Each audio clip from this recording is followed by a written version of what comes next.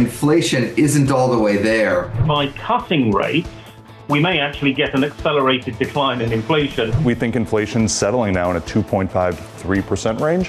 Fed seems okay with that here. Fed officials are just focusing on what their policy is going to do to the economy without really putting it in the context of the overall economy. My concern is that we're just making a pit stop in this balanced level on our way to weak. This is Bloomberg Surveillance with Jonathan Ferro, Lisa Abramowicz, and Annmarie Hordern. Let's get your trading day started. Live from New York City this morning. Good morning for our audience worldwide. Bloomberg Surveillance starts right now, coming into Tuesday at all-time highs on the S&P 500 and looking to add some weight to the rally.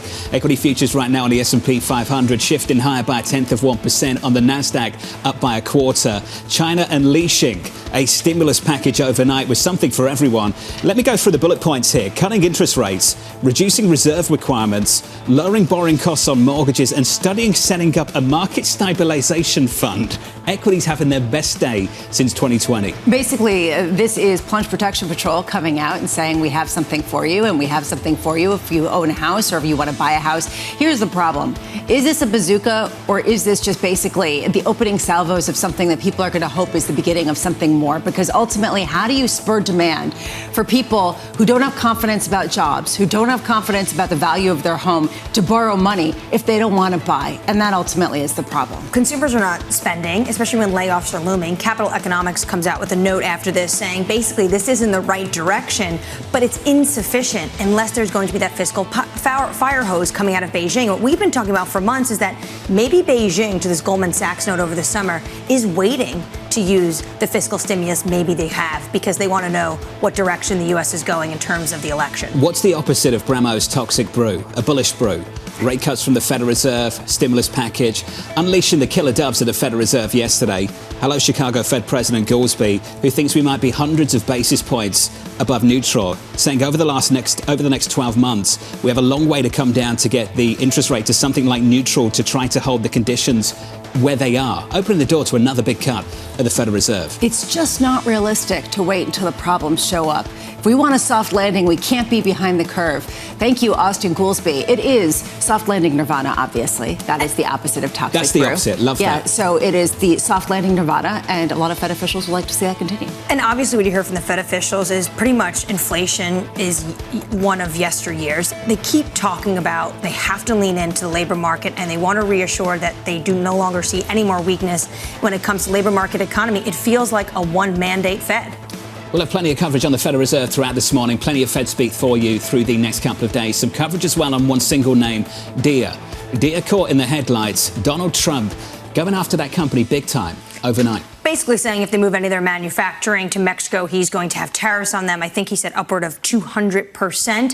What I took away from this is you're starting to see the former president fill in some of the gaps. Maybe not all of this he's going to do, but the direction of travel. He said at the Economic Club of New York recently that you will only get that 15% corporate tax rate if you produce in the United States. And now he's basically saying not only will you get that carrot approach, but the stick will be if you decide to move outside of the United States, you're going to get hit with tariffs. All I can think about is that we're going to get some economic speech today from Donald Trump. Is it going to be like, dear, I have an issue with you? You know, we're going to have a question about where our coal is. We're going to have a question about this particular company over here. Is it going to be like that? Is it going to be like there are no more taxes? I mean, these are some of the questions that people have going into today. Yelena Shiletseva of BNP Paribas was on this program a week ago and made the point that maybe the pullback in hiring recently is down to the election.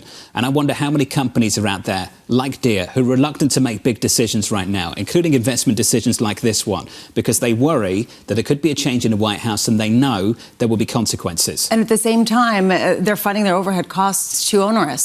So that's why they wanted to build a plant in Mexico, because the costs were so high they were having to cut jobs in the U.S. It's a complicated story. So why make a bold move and sort of complicate it even further, given some of the potential changes? And no one wants to be a football on the campaign trail, right? No one wants to be that. And that's what Deere is right now. Maybe Nippon Steel wants to be a political football. I don't know why they're electing to become one. I know, essentially, that's the question. I do find it interesting that a couple of deals are actually getting through suddenly, which makes me wonder if there's sort of a nod to business from this administration on sort of the twilight of his campaign. Dia, just about unchanged in the pre-market right now. For broader equities, we're positive by almost 0.2% on the S&P 500. In the bond market, yields are a little bit higher, up 4 basis points on a 10-year, approaching 380 at 379.25. The 10-year yield climbing for 6th consecutive sessions. Just a slow grind higher over the past week. Just rest in peace, all of those yield curve inversions, because they're all gone. And this comes as you do see the U.S. yields on the long end climbing higher. Is this basically a note of confidence, a return to normalcy, or is this just a hint of something else?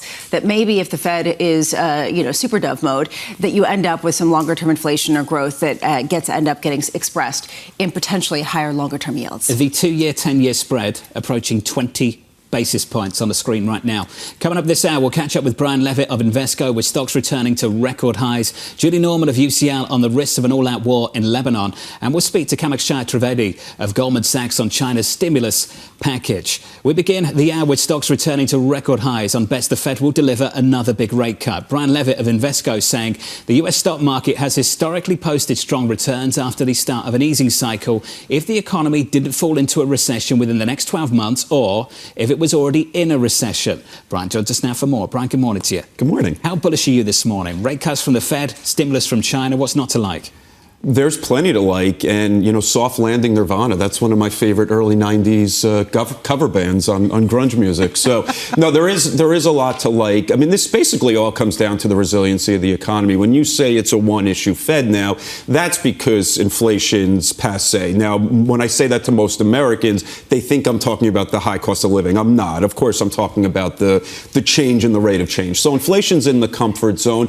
The economy has been slowing. We've been talking about leading indicators of the economy are pointing to a slowdown. So you needed the Fed to step forward, and they are. And the market's focused on the rate cuts now. And so long as we continue to see relative resiliency in the economy, then it's bullish for markets. Stocks will do well if the economy holds up. That's your general message. That's Job the growth general has message. slowed. You acknowledge that. Yeah. A layoff's not inevitable once jobs growth starts to slow to the extent that it has over the last few months. Well, it's a little bit of a race between the Fed and the unemployment rate right now for the stock market. And so I think every payroll number becomes increasingly more important. But the good news about this cycle, unlike past, usually when you're coming towards the end of the cycle, you have a lot of leverage, a lot of excess in the economy. That's not really the case this time. If you remember, we didn't have enough inventory. We haven't built enough homes. So it's not a classic story of excess. Rather, it's just a bizarre environment where we got inflation early because there was too much money in people's pockets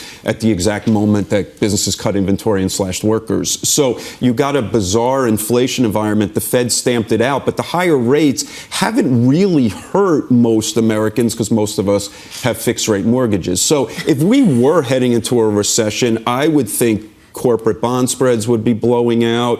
The bankers would be tightening lending standards significantly. That's not what we're seeing. And so you're getting rate cuts in a resilient economic environment, which, again, historically is good for stocks. We should have put a trigger warning on your last comment that most people have low rate mortgages baked in, because some people don't, and they're very resentful about it. I just want to point that out. And I will also say that around there is some tension. So present companies somewhat excluded. Yeah, not all of it. But anyway, moving forward. You talk about the situation where you could get ongoing melt up, sort of FOMO kind of. It smells like Team FOMO. But is that sort of what you're leaning into still, or is there a sense around the edges that valuations have gotten so elevated that you have to kind of be a little careful in certain pockets? Valuations have never been great timing tools. So valuations give you more information about the next 5 and 10 years rather than in the short term. So I wouldn't consider valuations to be a detractor from markets heading higher. The other thing is, as we all know, markets had gotten concentrated. So the higher valuations were concentrated at the top. The average S&P 500 stock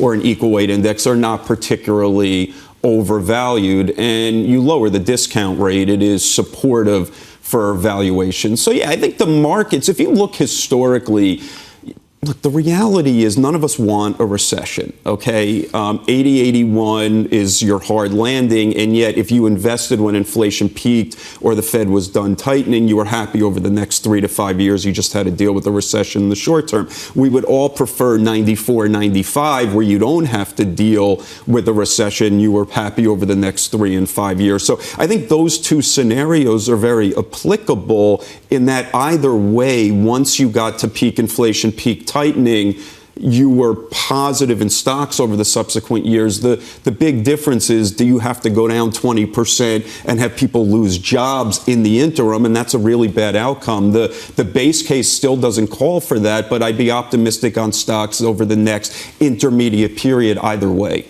Probably because of the Fed put in part, which is part of what's getting people pretty excited. Don't fight the Fed. I mean, that's what a lot of people are saying. I am curious. You talk about stocks. One of the most interesting aspects of this cycle is a question about whether long bonds will perform, given what we're facing with the election, given some questions about longer term inflation. You say that bonds have typically outperformed when you start to see interest rates come down, particularly on the long end. Is it this time different? Well, I think the long end has had a lot of its performance now. So, you go from 5% to 375 or wherever we are today on the 10-year. That's a lot of performance. And if you think about the 10-year, it should reflect the nominal growth potential of the country. So 375, 4% seems reasonable. When Austin Goolsby's talking about the neutral rate, the neutral rate is probably somewhere around there. And then if you have to ease beyond that, if the economy gets weaker, then you would expect short rates to go further. So I think the 10-year has done a pretty good job of reflecting the nominal growth potential of the country at this point. The question now is, how much lower do short rates have to go? And I'm with Goolsby. I mean, 5.25 was way too tight given the inflation backdrop and the rolling over of leading economic indicators. I was happy with 50 basis points. I've been telling clients, I'm calling the Fed. I'm telling them they're too tight. Nobody's answering my phone calls, but it is. They finally answered. It only took 6 months. So, Brian, are you expecting 25 or another 50? Well, we'll see. I mean, I don't know that it necessarily matters for markets per se. I mean, again, I'm focusing on the resilience of the economy. I believe that we will be at 3.5 on the funds rate in 2025. And if the economy weakens beyond that, then lower than that.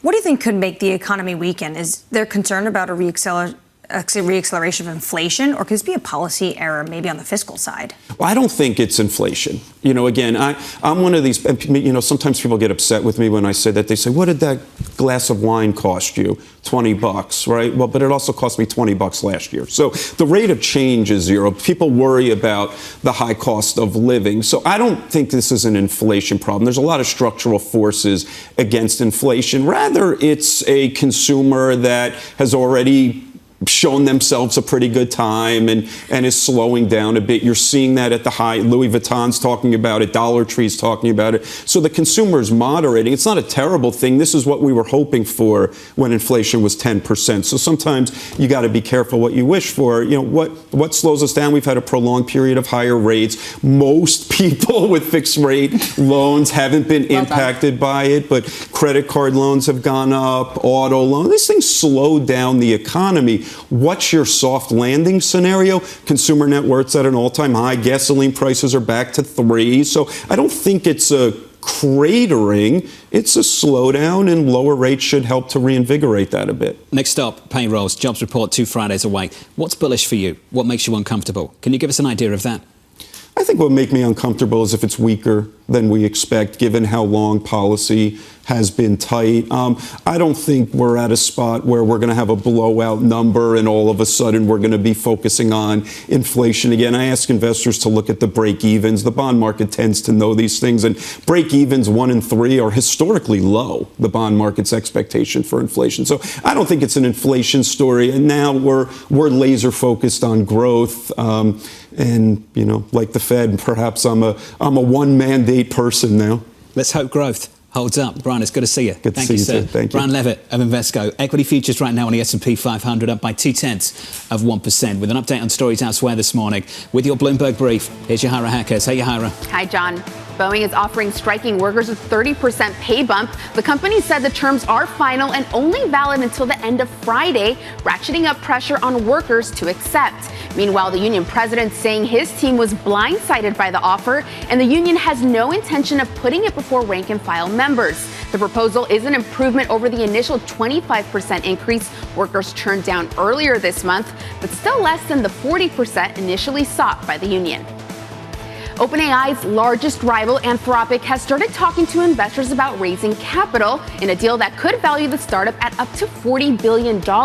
Sources say this would roughly double its valuation from a funding round that closed earlier this year. The Anthropic talks are ongoing, and it's not clear whether investors will agree to such a high valuation. Anthropic declined to comment. And Elon Musk's America PAC is hiring door knockers across 16 states to help get Donald Trump elected.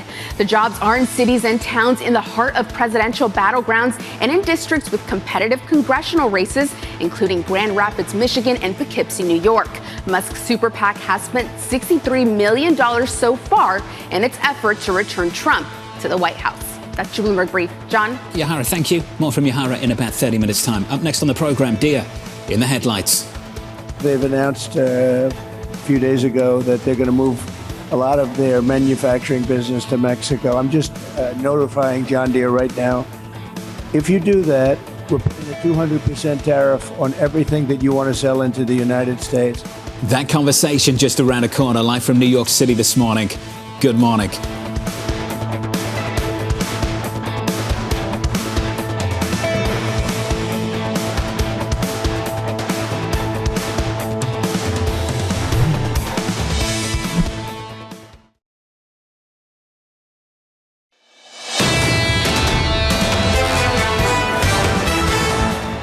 Coming off the back of a big day of gains over in China, the biggest day of gains going back to 2020, the CSI 300 up by more than 4 full percentage points.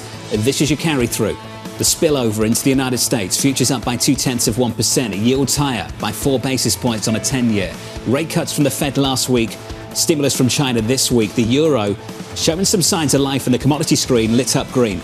A big rally in base metals. I hope that maybe this is the opening salvo or one of the salvos before China unleashes some more spending. Recognition that they are concerned about meeting that 5% growth target and that they are willing to take steps to get there. How do you think people react to this later on today? Seen this movie before? Same kind of steps? Waiting for something fresh? Looking for fiscal stimulus? We're not getting it?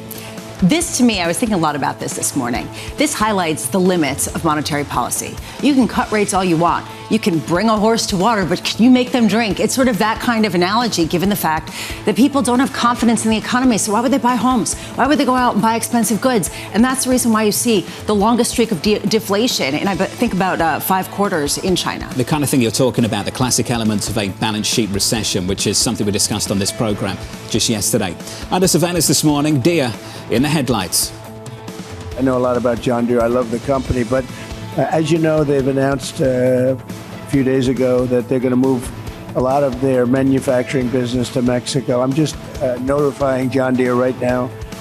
If you do that, we're putting a 200% tariff on everything that you want to sell into the United States. They think they're going to make product cheaper in Mexico and then sell it in for the same prices they did before, make a lot of money by getting rid of our labor and our jobs.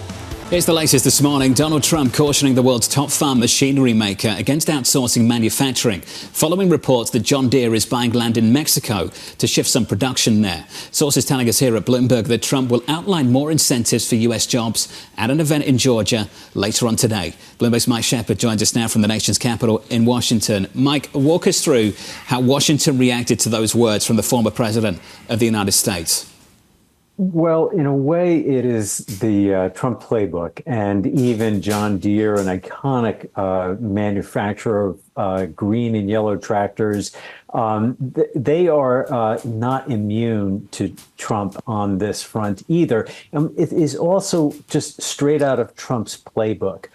Tariffs are an answer for everything when it comes to economic policy. It was a big fixture during his time in office, and he has made tariffs an even bigger part of the economic plan and vision that he is presenting to the American public as a reason to bring him back to office. He wants to establish the U.S. as even more of a pole for economic production and exports. And he is offering, later today, we'll be hearing from him when he goes to Savannah, Georgia, a vision for ways to lure foreign companies to base their manufacturing operations here. It will include some incentives like lower corporate tax rates and easier regulations, but it will also come with a stick, too, in addition to those carrots. The threat of tariffs to companies that don't play ball. Shep, when it comes to the idea of these tariffs, Trump also said he doesn't need Congress, but they'll approve it. He said, I have the right to impose them myself unilaterally, but if they don't, I'd rather get their support. What did he mean by this? He can walk in and impose tariffs on day one. What is he talking about when he says, I'd rather get congressional support? I think he wants some air cover from Congress politically to do this, because what we know about economic policy and tariffs is that it is not the countries of origin that are paying the price of these tariffs. It is consumers and businesses here that ultimately have to pay the difference. And that is something that they have glossed over in terms of presenting this to the American public. And it is something that Kamala Harris, his opponent in the November election, is seizing on and pointing to the tariff plans as a tax increase, in effect, on the American public. So he is trying to indicate that he wants congressional support for that. And also, for a lot of the tax proposals he has on the table, he will need congressional buy-in. And he has a whole bunch of things on the table, and it's unclear that Congress would go for the full slate of them. Kamala Harris continues to talk about in her campaign, the vice presidential campaign, talk about this idea of tariffs as sales tax, but they don't really use the word tariffs. Is that because this administration kept the Trump-era tariffs on when it comes to places like China? In part, but I also think it's a way of painting Trump into a corner on this, because they are also offering their own vision on tax policy, and it would include preserving the Trump-era tax cuts on individuals making less than $400,000 a year. And it would also include raising the corporate tax rate to 28% from the current 21%. That's still less than what the Biden administration has called for in previous budget requests, but it is more than what Trump has called for in terms of taxing corporations. He is proposing a 15% corporate tax rate. So what she's trying to do is draw this distinction and cast it as tax policy and not really get into the tariff debate, because, as you said, Annmarie, they have also made use of tariffs by preserving the Trump-era levies on Chinese goods. Mike, I got to say, I keep thinking about when mom and dad are angry, especially if they're angry at another sibling. You go in the other room, you hide, you pretend that maybe you're not there. You try not to show, make waves. It feels like, to John's point earlier, why wouldn't every company do the same? Why would they make any big moves whatsoever ahead of understanding that everything's calmed down and they'll stop paying attention, which is essentially what people expect to happen once this campaign cycle is over? Is that basically the tone that you're hearing? Well, look, during the Trump administration, we did see him from time to time single out companies over corporate policies that he did not like. And he would also single out companies that made a move that really he thought was favorable. He had a different kind of embrace and relationship with corporate America than the Biden administration does right now. It's a little bit more arm's length. And with that proximity, there is some risk. So they really don't want to get caught in the headlights of Trump the wrong way. And they definitely don't want to be seen as running afoul of him before the election, because that just creates the prospect of a target being painted on their back, right at the moment they least want it. Nobody wants to be that person right now. Shep, thank you. Michael Shepard there of Bloomberg. We talked about friendshoring repeatedly. I think the former president does not consider Mexico to be a friend based on that. Well, who is a friend? I guess that becomes a question. And it's a legitimate question. You think about companies that are trying to rejigger their supply chains to create more security, have any long-term plans. How do you do that? How do you cut costs to face off with some of the inflationary headwinds? It just raises this question that you raised earlier. How many companies are holding off on hiring plans, not to mention mergers and acquisitions, just to get some more certainty on the political landscape? I think it would be foolish to make any announcements ahead of November, wouldn't it? I would agree with that. I think that we see that in cold relief. Borderline reckless. Are you calling someone reckless? Absolutely not. Up next on the programme, Julie Norman of UCL on the risk of an all-out war in the Middle East. That conversation just around the corner. Futures positive by 0.2% on the S&P from New York. This is Bloomberg.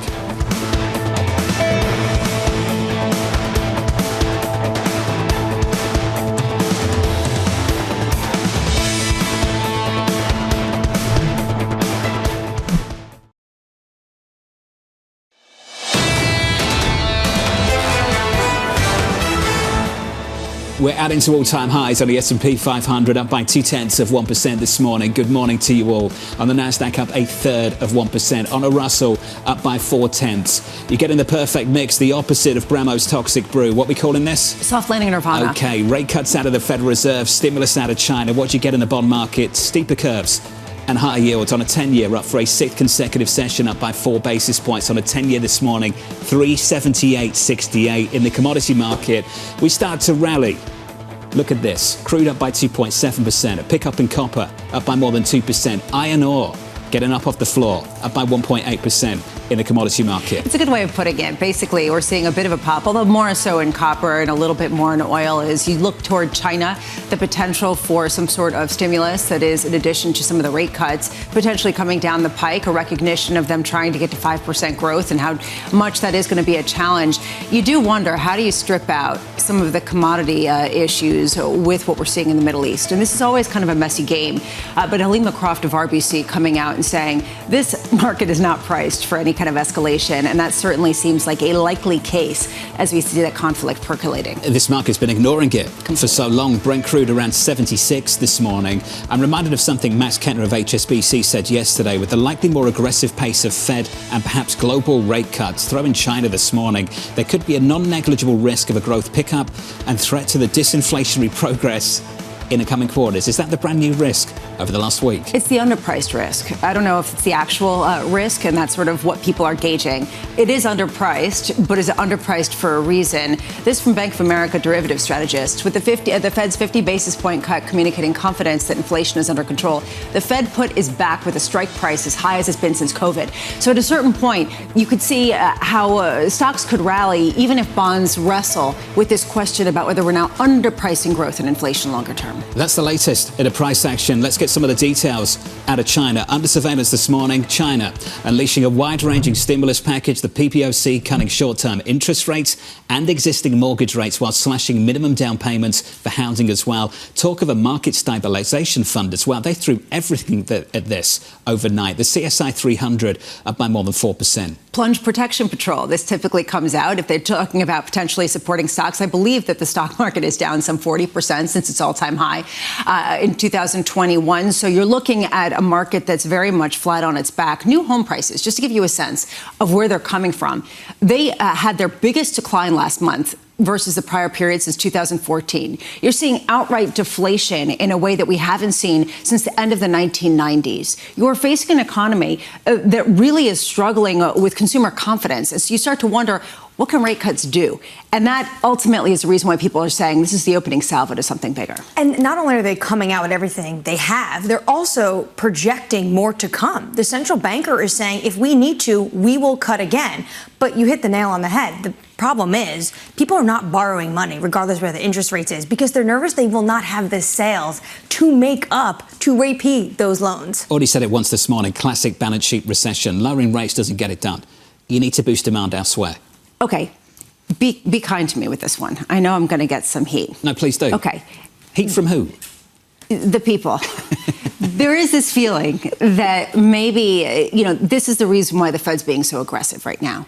To the Austin Goolsbee haters out there, and there are plenty of them, I've heard from you all on Twitter, there is this question about whether this is what the Fed is trying to avoid, some sort of deflationary spiral that ends up in a confidence issue. The problem is this is a fiscal issue as much as it is a monetary policy. And so this is sort of the conflict with creating monetary solutions to ultimately fiscal and policy questions. On the right path, cited the wrong central banker. Governor Waller. I think Governor Waller in the last week worried about undershooting the inflation target. All right, Professor Ferro. Don't you feel that way? I do. No, I agree. I'm just saying, the most extreme version of the Federal Reserve. I mean, I'm not saying he's making the best argument for it. I'm just saying, that's what he's afraid of, maybe, more than seeing something in the economy. I'm just suggesting that Governor Waller won't get people's backs up quite like citing President Goolsbee said, the Chicago Fed.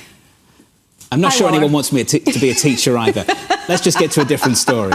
Donald Trump threatening a 200% tariff on John Deere products if the company moves production to Mexico. The company responding in a statement saying it's committed to domestic manufacturing with billions invested in US plants since 2019. You can file their reaction under things you never have to want to say. You do not want to get into this game with the former president. They are not in a good spot right now. Just back away. Absolutely not. I'm not sure why, to your point earlier, businesses are coming out and talking about potentially future plans in the middle of an election cycle when everything is highly politicized. But the issue facing John Deere, Elisa, you brought this up earlier, this is high cost they're dealing with. They want to have more efficiencies across their supply chain, and they're saying they can do that better in Mexico. I have a question. What happened to the USMCA? Donald Trump threw out NAFTA and said this is now the greatest trade deal. Well, Mexico was part of that. Yeah, I just can't get over how much, if I were a company, I'd be hiding in a closet. Big time. And I just think that you're absolutely spot on when you say, why would you be making big moves of any type? And what if you don't like where the people are being hired from, or potential people who have certain kinds of visas, and suddenly you could become the crosshairs of some kind of political speech? You don't want that. Yeah, I'd be telling my CEO just to get out of the press right now. No thought leadership speeches, just back away. Totally. You know, please, this is where thought leadership comes to die. Just back away. Let's regroup in the new year in Davos, Switzerland, then we can have some happy talk. Please. All right? And we'll interview you. Let's get to this one. The FTC set to clear Chevron's $53 billion takeover of Hess in what could be one of the largest oil deals in recent years. The company's first announcing plans to merge 11 months ago, with sources saying a decision could come as soon as this week. This might annoy some Democrats in Washington who were basically sounding the alarm. They didn't want to see a mega merger in the oil and gas world. But the issue is this deal is not done yet until Chevron wins that arbitration case. Basically, Chevron wants Hess's access to this deal in Guyana. Unless they get that, they don't want this deal to go through. So it's almost there. But they have to win that arbitration case. Do you think someone's calling Lina Khan up and saying, you know, you're becoming kind of a big campaign issue for businesses? Maybe just lighten up a little bit around the edges. I mean, really, I'm actually serious, because this is an oil patch deal. And in a previous iteration of the Biden campaign, which is now the Harris campaign, you would imagine that this would be a problem, right? We don't want big oil getting bigger. We're trying to cater to certain constituents, but that's not really the tone now, because it's shifted. So I just wonder how much people are saying, you know, the only thing the oil industry has on their side is that this is a global market. Prices are made every single day. So how much could colluding there really be? I think Lina Khan has made some good points over the last few years. My confusion, I think a lot of people might share this, the lack of clarity in this country right now on what kind of deal is allowed and what kind of deal is not allowed, I think it's incredibly difficult to figure that out. And we should know. There should be some level, some degree of consistency on that front. And I'm not sure there is. The handbags really got you. Yeah, that did get me. It was Big just, time. you know, Coach, really? She was on 60 Minutes, I think recently, and said something about asthma inhalers and made some really, really good points that I think a lot of people would get on board with. Valid. But then it comes to luxury handbags, you've lost me. You've totally lost me. What's that about? What are we doing here? What's the focus? What's the objective? There would be actually a really important conversation that needs to be had about what competition is healthy and what competition is unhealthy, and specific standards that companies could look to be used as some sort of template going forward. And I think that would be very wise. And I think a lot of people would welcome that. Precisely. You put it better than I did. I think what business wants is just consistency. They just want to understand the laws of the world, the laws of the country, and then they can move forward with that. And I'm not sure there's a deeper understanding of that at all. Chevron's up by 0.8%. Let's get you some news, some important news elsewhere. Israel launching airstrikes on targets across southern Lebanon in one of the deadliest days of fighting in nearly 2 decades. Lebanese officials saying nearly 500 people are dead and more than 1,600 were wounded. Bloomberg's Jumana Basechi, helping to lead our coverage out of the region, joins us this morning from London. Jumana, good morning. Can you walk us through the latest and the degree of escalation we've seen in the past few days? Yeah, I think the most important thing to note is that in the past week, we have seen a serious change of calculus in how this border is being treated. Up until a week ago, you could say that both Israel and Hezbollah were sort of conducting themselves within rules of engagement around a 10-20 kilometer radius away from the border. But things have dramatically stepped up in the last week, from those telecommunication device explosions culminating in the airstrikes across Lebanon, not not just in southern Lebanon yesterday, but within Beirut and also the eastern Bekaa, which is close to the Syrian border. And the Israeli military has said that they targeted more than 1,300 Hezbollah military targets yesterday, including rocket launchers and munitions, weapons depots. But the Lebanese health ministry, by the end of the day, had put up the death toll of more than 500 people having been killed during the day of these very deadly airstrikes. 58 women, 35 children included in that total number, more than 1,600 people wounded as well. So lots of concerns within Lebanon about that rising number of civilian casualties. And of course, earlier in the day, the IDF did send warnings to Lebanese residents to move away from their homes, to evacuate as soon as they possibly could in anticipation of these airstrikes. But for many, that was not a possibility. And what you did see was hours-long traffic jams of people and families trying to evacuate their homes to move up towards safer parts of the country. Now, Hezbollah, in an act of defiance, and even though they have been subject to multiple blows over the last week, many of their senior military commanders have been taken out, they also launched rocket fire into northern Israel yesterday. Sirens went off in Haifa. Now, most of those rockets were intercepted, but the point here is that even though the group and the Iran-backed group has received very heavy blows from the Israeli military over the past week, they're also showing and displaying a lot of defiance here by continuing to fire rockets into northern Israel. And you have to take this back to comments that the defense minister made a week ago, and that the center of gravity has shifted to the north. There is a new war objective now for Israel. And what they want to do is to ensure the safety of the border around the north so that residents can return back to their homes. So as long as there's an exchange of rocket fire, that war objective is not going to be achieved. Hence why this continuing round of escalation. A big shift in the past few weeks. Jumana, thank you. Jumana Pasechi there out of London. Julie Norman joins us now, the director of the Centre on US Politics at University College London. Julie, I want to talk about whether this is a war or not and how relevant that question even is at this point. We hear this all the time. We're on the brink of all-out war. And then we look at the screen and that sure looks like war to me. What is it?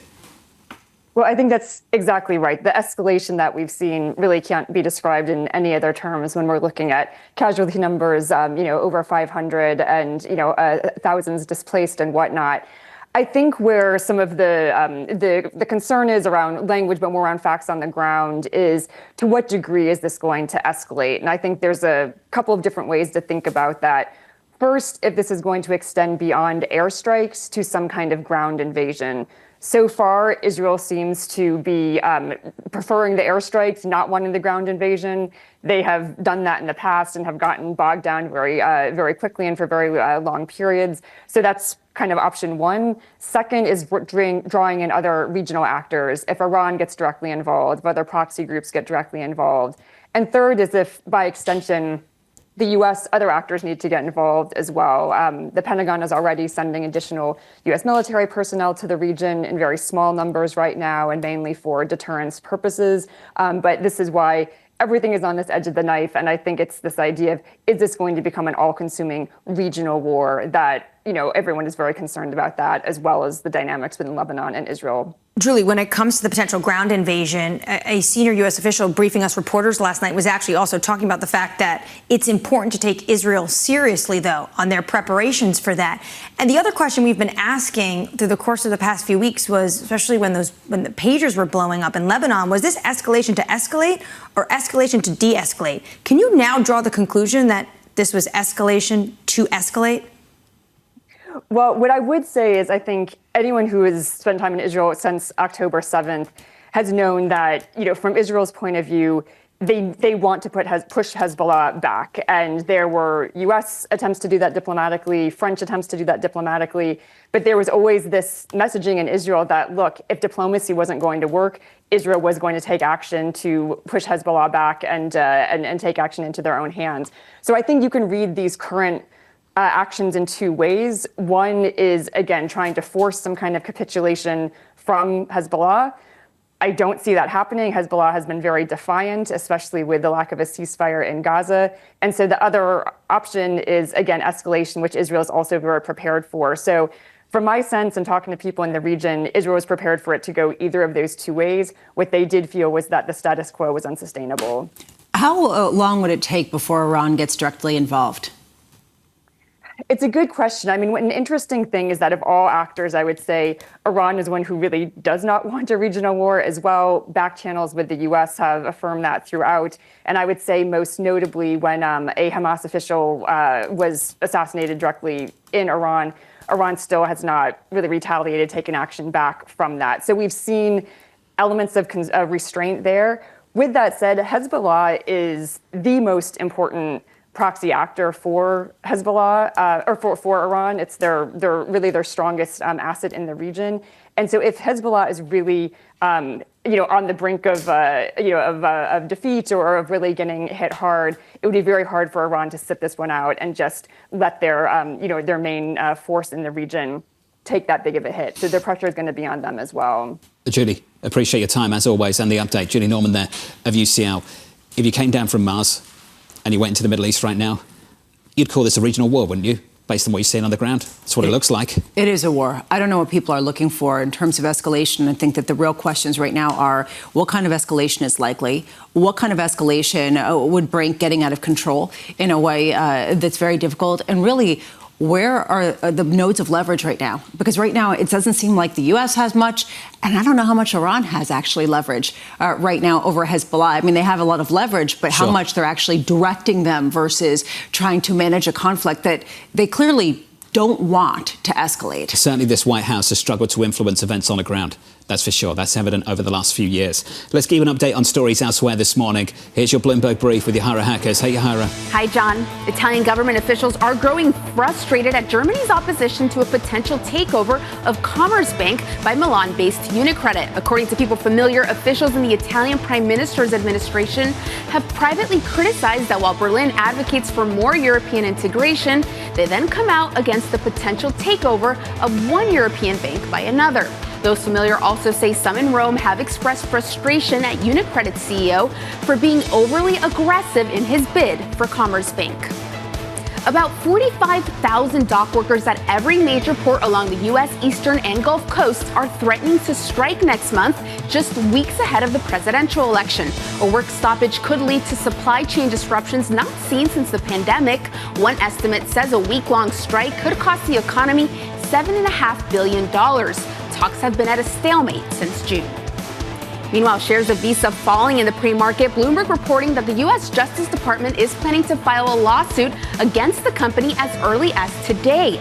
Sources say the DOJ Antitrust Division will allege that Visa illegally monopolized the U.S. debit card market by taking steps to keep rivals from challenging its dominance. The government's allegations include that Visa made exclusive agreements to hinder the expansion of competing networks and thwarted efforts by technology companies to enter the market.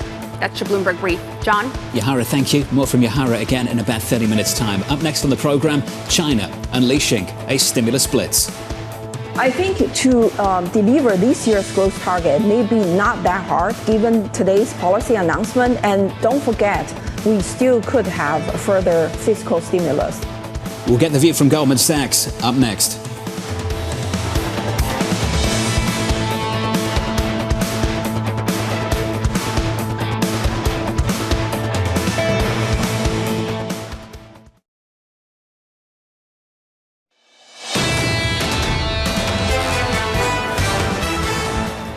Dare I say it, an inflationary tone to the tape today. Equities up, commodities rallying, curves are steeper, yields are higher, up 3 basis points, 378.30 on a 10-year. I know it might be a stretch at this point.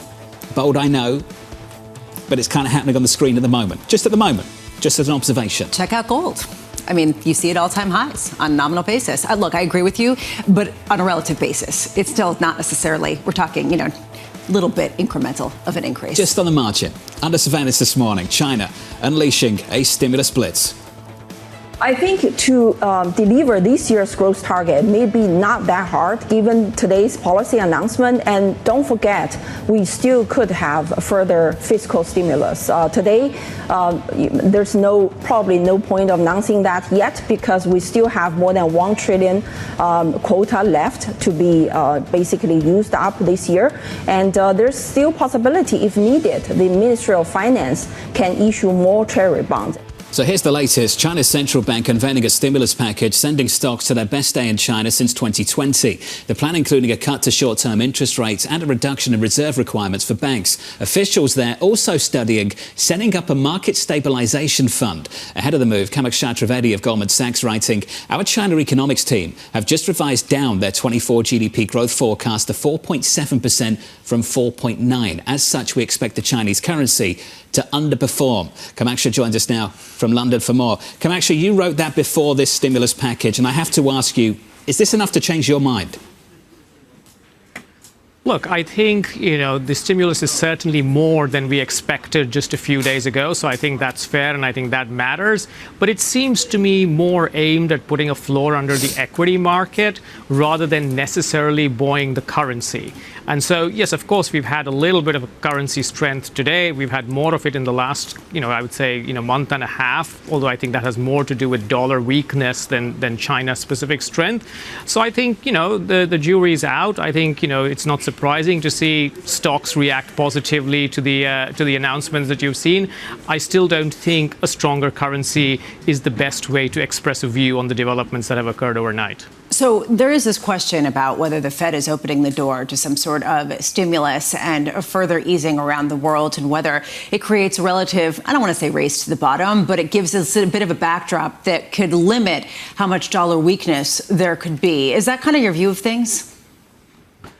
I think that's very much in line with our thinking, right? The Fed is a big deal, the fact that they're cutting rates, and they're cutting rates against a backdrop that is not recessionary. They're cutting rates to get ahead of the curve and support and secure that soft landing. That really does allow EM central banks and global central banks really across the world to join in that easing train. Easing is coming soon to a central bank close to you, and that is going to ultimately limit the extent of dollar weakness that you see. What is also going to limit it is that ultimately we expect the U.S. economy to continue to expand, to continue to grow with solid momentum. And actually some of the activity data in Europe, in China, are not that strong. China's stimulus is very different from the U.S.'s stimulus. The U.S. cuts came to secure the soft landing. The China announcements came in response to some really poor set of data. So I think we'll have to see how much traction they have, how much the economy is supported. But I still don't think we are in a zone where you should be arguing for aggressive dollar depreciation. That's not our view. I have to say, Kamakshya, you were listening to a 1960s soundtrack when you were writing this piece. Is the first cut the deepest? And slow down, you move too fast? Cat Stevens and, of course, Simon and Garfunkel. I am wondering, when you say is the first cut the deepest, which set me off on a sort of humming sphere this morning, I do wonder, do you think that is the case? Or is your sort of the dollar can't get that much more weak predicated on the idea that you could see ongoing 50 basis point rate cuts, at least in the next 6 months? We put a lot of effort into our titles. I'm glad you enjoyed those. But, I think, yes, I think that, we're coming, to the limits of how much the dollar can weaken just by the Fed easing. A lot of easing is now in the price in the Fed curve. I think, the baton is going to be passed to other central banks, to the economic developments across the rest of the world.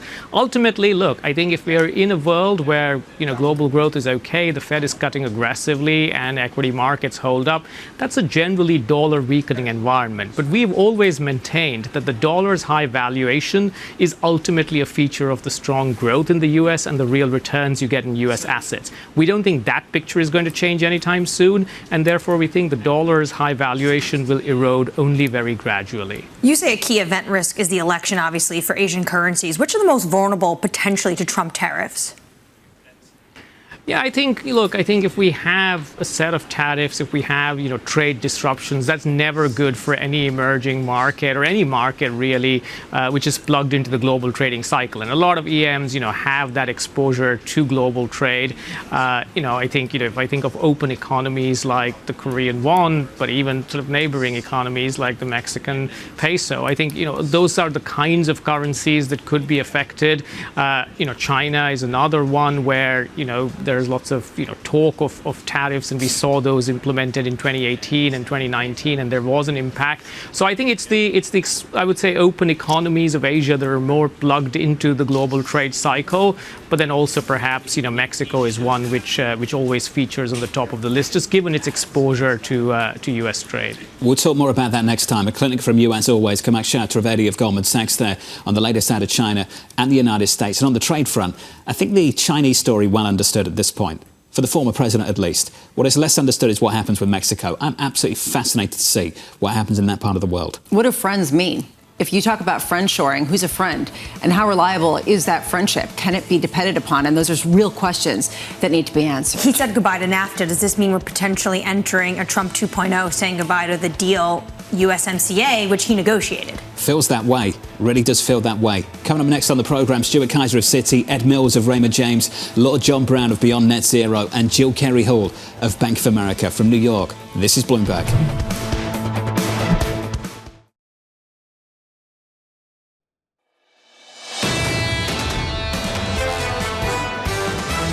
The economy is really fundamentally in a pretty good spot, and therefore the stock market should be in a pretty good spot. We do see momentum in terms of growth. We see momentum in terms of the earnings expectations. At some point, the market's going to go back to a world where good news is bad news. The most bearish thing you could say is that everybody's bullish right now. I'm still in the roaring 2020s camp. This is Bloomberg Surveillance with Jonathan Ferro, Lisa Abramowicz, and Annmarie Hordern. The depth of Lisa's knowledge.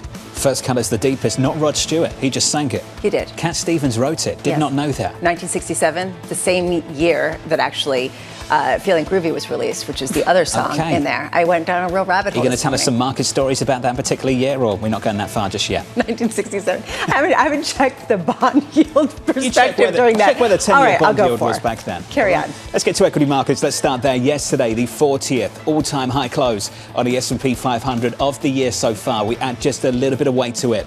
On the S&P right now up by 0.06%. On the Nasdaq up by 0.2, just a little bit of outperformance on the Russell, and by 0.25%. The news overnight out of China, cutting interest rates, reducing reserve requirements, studying setting up a market stabilization fund, and a whole lot more, sending Chinese equities up by more than 4%. This is the beginning, and I think a lot of people would agree that this is a first step as you do see deflation, outright deflation in China, and you have a real question about how you get consumers to spend more, how you get the labor market to improve.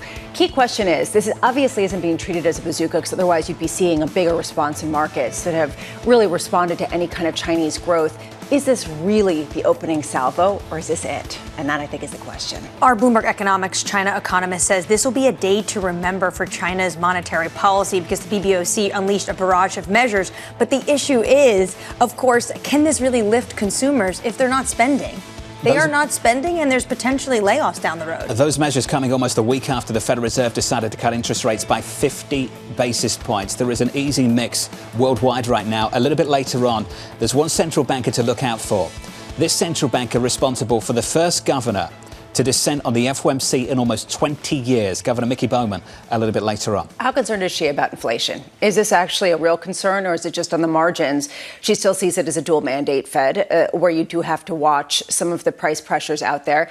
How much was this orchestrated? I know this is kind of conspiracy theory. Orchestrated dissent? Yes. I mean, this is perfect. It's a perfect way of signaling that this isn't necessarily all holds barred. We're going to slash it to zero. It's a good way to say, look, this time is different. The first cut is the deepest. You'd really like to have been on that FOMC meeting on Wednesday, wouldn't you? I'd like to be invited next time. Yes, please. Yeah. I'm available. I won't say anything. What are you suggesting happened? That they needed some cover to go 50? Well, it's a signaling device. If you basically say this is the first time going back, I believe, since 2005, that you have a dissent from a Fed governor, look, this is different. This is something where we're having a robust conversation. We're not sure what the right path to go is, but we made a mistake. We should have cut in July, so we're adding another 25 basis points, and here we are.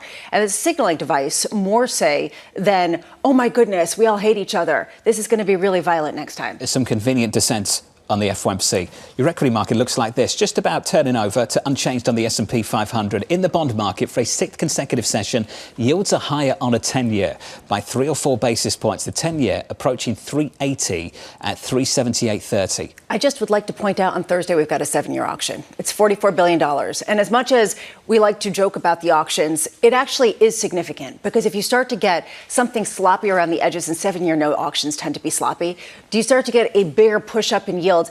And then what is the correlation between bond yields right now and stock valuations? I don't know that we have a clear sense of just how correlated those two are right now. The good news is starting to become bad news again. Is that where you're going? I think that we've let's park that. I think my mind is just spinning. You kind of went there. Good news equals higher yields, and ultimately you're suggesting that might be bad news. Well, it might be on the edge of inflationary, at least in the bond market, or on the edge of risk premium increasing. 10-year, 378.30. We'll come back to that story in just a moment. Coming up this hour, Stuart Kaiser of Citi, as Fed officials leave the door open to another large interest rate cut. Lord John Browne of BeyondNetZero on AI's big energy demands, and Jill Carey Hall of Bank of America on why she's cautious on small caps. We begin the hour with stocks at record highs after a handful of Fed officials said additional interest rate cuts might be on the table. Stuart Kaiser of Citi writing the following. Looking ahead, we think the equity response to rate cuts will largely depend on the labour market data. Getting an early start helps, but if labour markets keep correcting, then rate cuts will not be enough to offset recession risks, and equities will move lower. Stuart's with us in the studio here in New York. Stuart, good morning to you. Good morning. Has anything changed? Did we learn anything last week? Did we settle anything at all? I mean, we settled the fact that they're indeed, starting to cut rates. I think, they were very clear about, dual mandate conversation. But I think, to be fair, they started that migration of the dual mandate back last December. And I think really what they're telling you now is the dual mandate probably, is tilted towards the growth side of things. And they, quote unquote, don't want to fall behind. And the market is, I think, taking their word for that this is, sort of not a preemptive cut, but an insurance cut to get themselves back closer to neutral in case, they see a deceleration in growth. But as you read before, I mean, our view is if you get that deceleration in growth, 50 basis points isn't going to be enough to help. To put it another way, then, if we get more big interest rate cuts, but they're justified by weaker economic data, it's harder to be bullish? Oh, 100%, 100%. I think if they're able to gradually get themselves back towards neutral and you get, let's say, payroll stabilizing around 150K, extremely positive, kind of situation for equity markets. But if you get payrolls falling and it looks like they're under pressure to catch up, then I think that is negative for equity risk reward. And that's kind of where we've been. Which raises a question. Are lower yields better for stocks, or are lower yields probably worse for stocks? Because essentially that means that there's a bigger problem. How do you sort of parse that at a time where we don't really know what neutral is? We don't really know what rate we're heading to? Look, I think you hit on it earlier. Our view, the shift in 2s, 10s back to being upward sloping is extremely important. And I think that tells you that the relationship between bonds and equities could be kind of undergoing a shift right now, right? So if you start with the supposition that an inverted curve is a recession signal, right, which is what we had, well, what do you want if you're worried about recession? You want lower yields. You want that curve to kind of steepen out.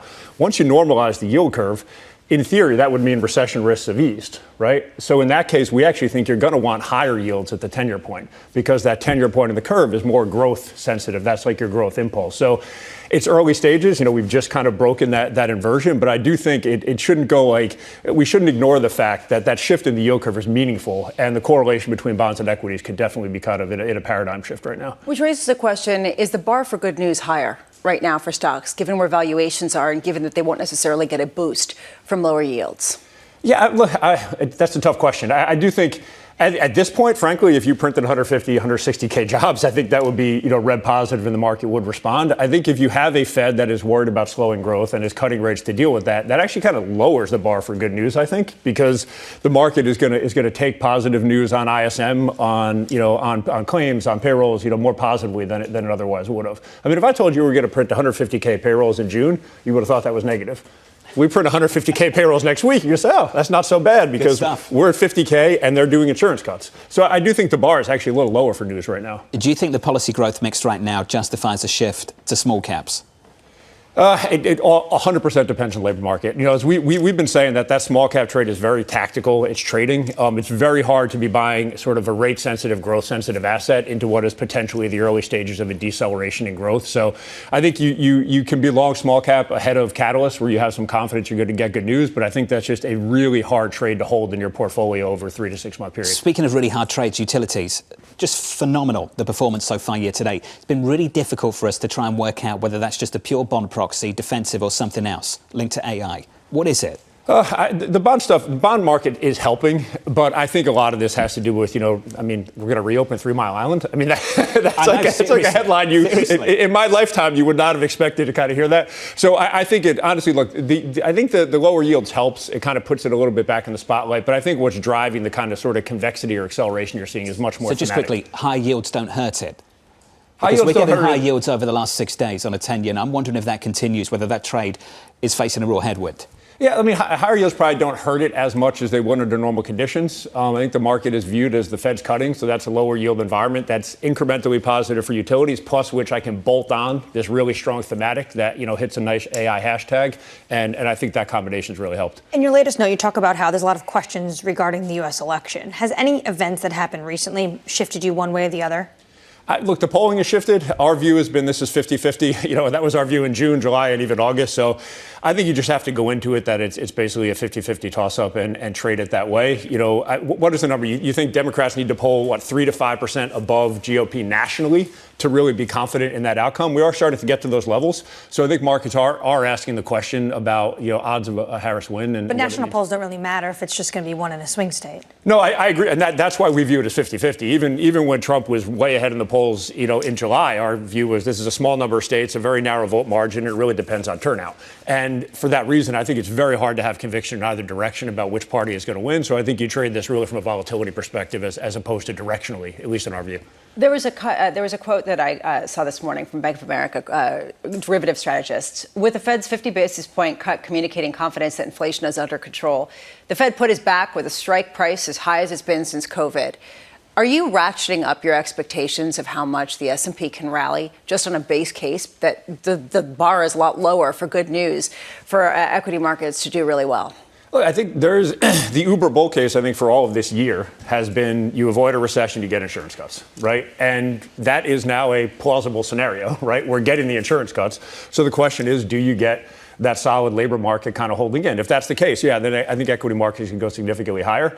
What does that mean, significantly higher? I don't know, 5 to 10% higher by year end, something like that. If you're printing 150 to 200K jobs, that's not a forecast, just a scenario, and you're cutting 125 basis points, let's say, before the end of the year, equities are going to rally, and small cap is going to have a huge push behind it. But our view is risk reward is tough because it's really dependent on month to month. What does that kind of payrolls number look like? Fed put, yes, I get it, but if you are in a situation where you're printing recessionary labor market data, we can blow through a Fed put, no problem. We always get quoted the idea of, well, the early 90s, we had this nice shallow recession, equity markets did well. In the early 90s, you printed negative payrolls for 11 consecutive months, averaging 145K. You lost 1.5 million jobs.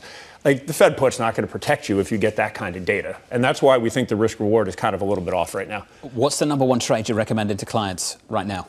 Yeah, honestly, we like kind of a little bit what's worked this year, which is being in sort of your higher quality, safer balance sheet stock. And if you're worried about this bull case scenario, which people are chasing a little bit, then you own call options on the IWM to kind of hedge that short beta risk. But as we've been saying probably since, mid-July or so, the risk reward here is really challenging. We don't think it's a good time to be sticking your neck out. You kind of keep a core, higher quality portfolio. And if you're worried about it running away with volatility collapsing the way it has, you can layer that on top. There's a phrase I've heard 1 million times over the last 12 months, price for perfection. In fact, I make a series of notes on what guests tell us every single day. And if I put into my inbox price for perfection, every single month that quote will come up. And I can attribute it to someone on Wall Street. Do you get nervous when people keep saying the same thing and this market keeps going higher? Yeah, I guess. But, there's been skeptics about this rally for 18 months, right? There's been, bears on a recessionary bear case and there's been an equity bear case, and it sort of hasn't played out. What I think was interesting from a pricing perspective last week is that yields were higher last week, right? The 2-year point was higher week on week. The 10-year point was higher week on week, and equities still move. So is that price to perfection? I don't know. I mean, the bond market is telling you this was an as expected outcome. Equities got sort of a modest rally, and you got some rotation into cyclicals.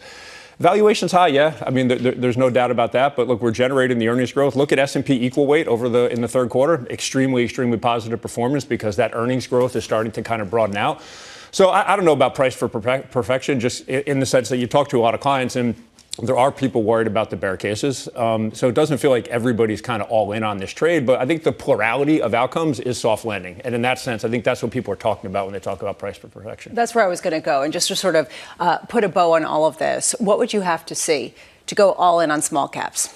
All in on small caps. It's just payrolls. Like, if you're printing, print me 175K payrolls for a couple months in a row, and small cap is going to do exceptionally well. I mean, the biggest takeaway to me out of last quarter's earnings was the 493 in the S&P positive year-on-year EPS growth. And we were way early on that view and got it wrong. But at the beginning of the year, the idea was to broaden out performance, you need to broaden out earnings. We're finally now by second or third quarter seeing a broadening out in EPS. That should be very positive for small cap equities, but it's just really hard to buy it if you think recession risks are rising. So it's labor market data. I'm sorry, I'm a broken record on that one, but that's kind of how we're viewing things. You're consistent. We appreciate it. Thank you, sir. Stuart Kaiser there on the latest. Let's give an update on stories elsewhere this morning with your Bloomberg Brief. Here's Yahara Hackers. Hey, Yahara. Hi, John. Elon Musk is offering high praise for Italian Prime Minister Giorgia Meloni. Speaking at an awards ceremony in New York last night, Musk called Italy's right-wing leader authentic, honest, and truthful, adding, "That can't always be said about politicians." The remarks showing the close relationship between Musk and Meloni, whose political roots on the right align her with Trump, though she's refrained from backing him, saying she will work closely with whoever occupies the White House. The CEO of Novo Nordisk will be grilled on Capitol Hill today about the price of its weight loss drugs, Wegovy and Ozempic. The company is facing increasing pressure to make the medicines more affordable. In written testimony seen by Bloomberg, the CEO will blame middlemen, saying the company only retains a fraction of its drug list prices, with the rest paid to companies that manage pharmacy benefits for insurers and employers. And the Phillies clinched their first division title in 13 years in a big win over the Chicago Cubs, and they did it in front of a sellout crowd in South Philadelphia. Home runs from Kyle Schwarber and JT Realmuto, along with a strong start from Aaron Nola, helped seal the victory. The Phillies currently have the second best record in the National League behind the Dodgers and look to shore up a first-round bye in the postseason. That's your Bloomberg Brief. John? Yahara, thank you. Where did this story come from? Is there a Phillies fan in the control room? Do we know that? Where's this come from? I don't know. I really can't tell you. I know that the Mets game is very much watched at home, and I do know that that the Mets are doing really well. They're in prime wild card season. I'm really crushing it. Okay, good. Some bias going on here. We'll get to the bottom of it. Futures negative by 1/10% on the S&P. Up next, opposing policy plans. We will tax capital gains at a rate that rewards investment in America's innovators, founders, and small businesses. We will end all taxes on overtime. That conversation just around the corner, live from New York City. Good morning.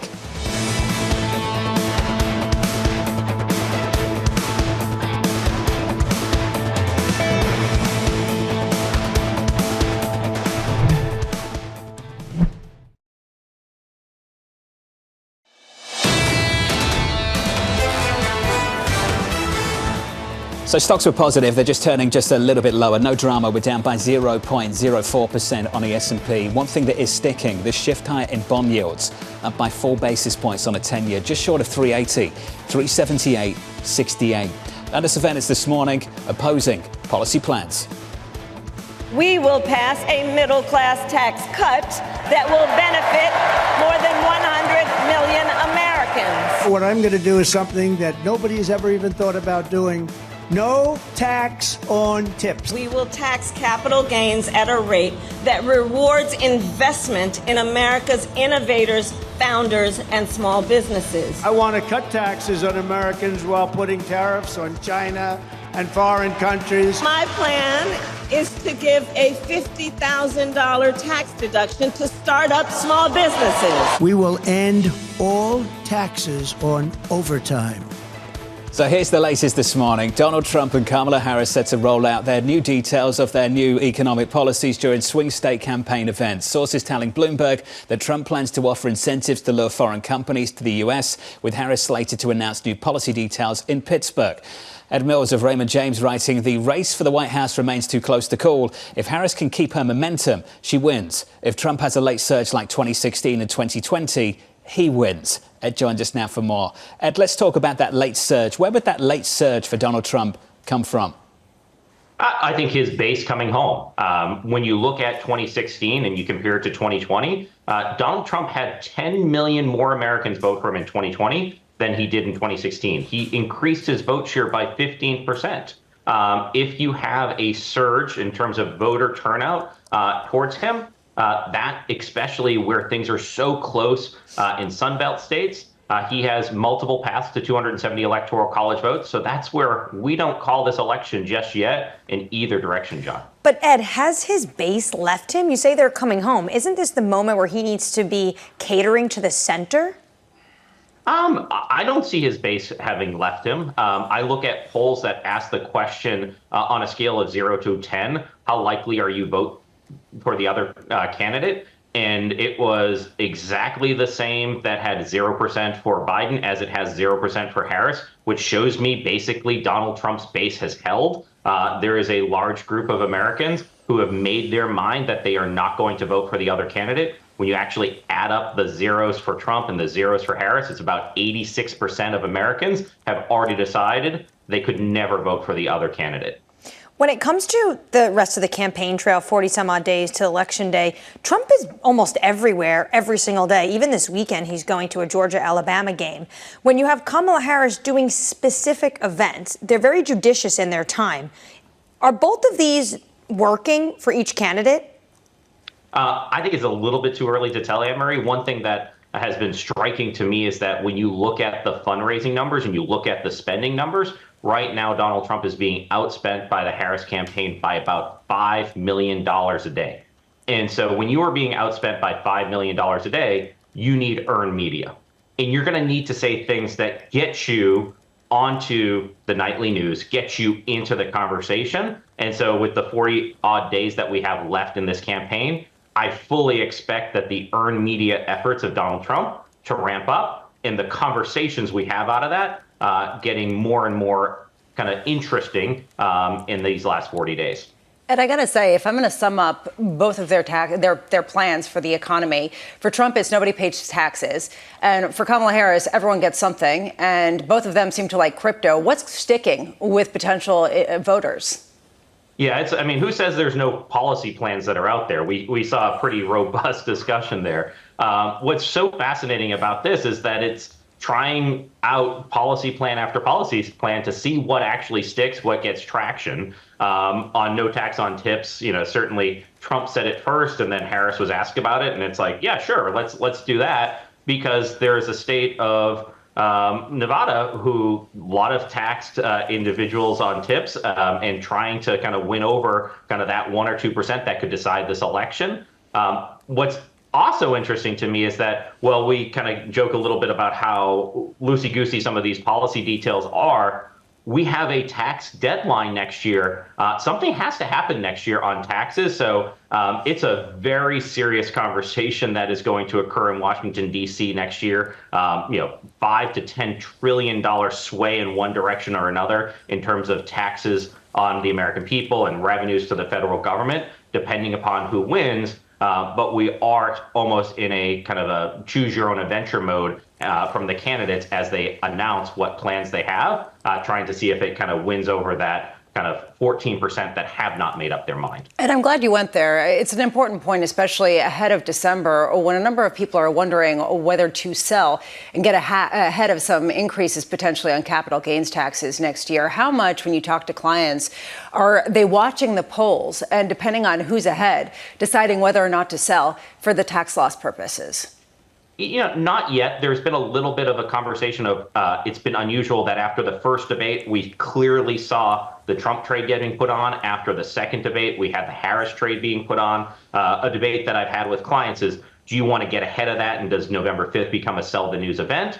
Beyond that, if you do have a Harris victory on capital gains for individuals above $1 million, she's proposed a 28% level. That is going to potentially have some tax loss or tax prevention harvesting come December if she were to win and there was a Democratic sweep. because arguably probably the only way in that happens is a Democratic sweep. So that's one of the risks there. But if it is a split Congress, there's no expectation. And obviously, if there's a Republican sweep, we're not going to see those increases on capital gains. But we probably also don't see all of the tax cuts that Donald Trump has proposed. I think what he's doing is trying to move the goalpost. So having the extension of what he did in 2017 as the compromise victory as the base case. Ed Mills, we've got to leave it there. Thank you, Ed. Ed Mills of Raymond James. A big weekend of campaigning coming right up. For those of you outside of the United States, it doesn't get much bigger in SEC football than Alabama, Georgia. For college football, TV ratings through the roof. There's going to be a lot of people, a lot of eyeballs on that event on Saturday. Well, to Ed's point, it's because Harris is outspending Trump $5 million a day. And he is oversaturated right now. She's underexposed, but he has to be because he needs that free media. That's one for the weekend. Coming up on this program, imagine restarting a nuclear plant and then basically selling all the output to Microsoft. That's what's happening in this country. Lord John Browne of BeyondNetZero as AI drives increased energy demand. From New York, this is Bloomberg.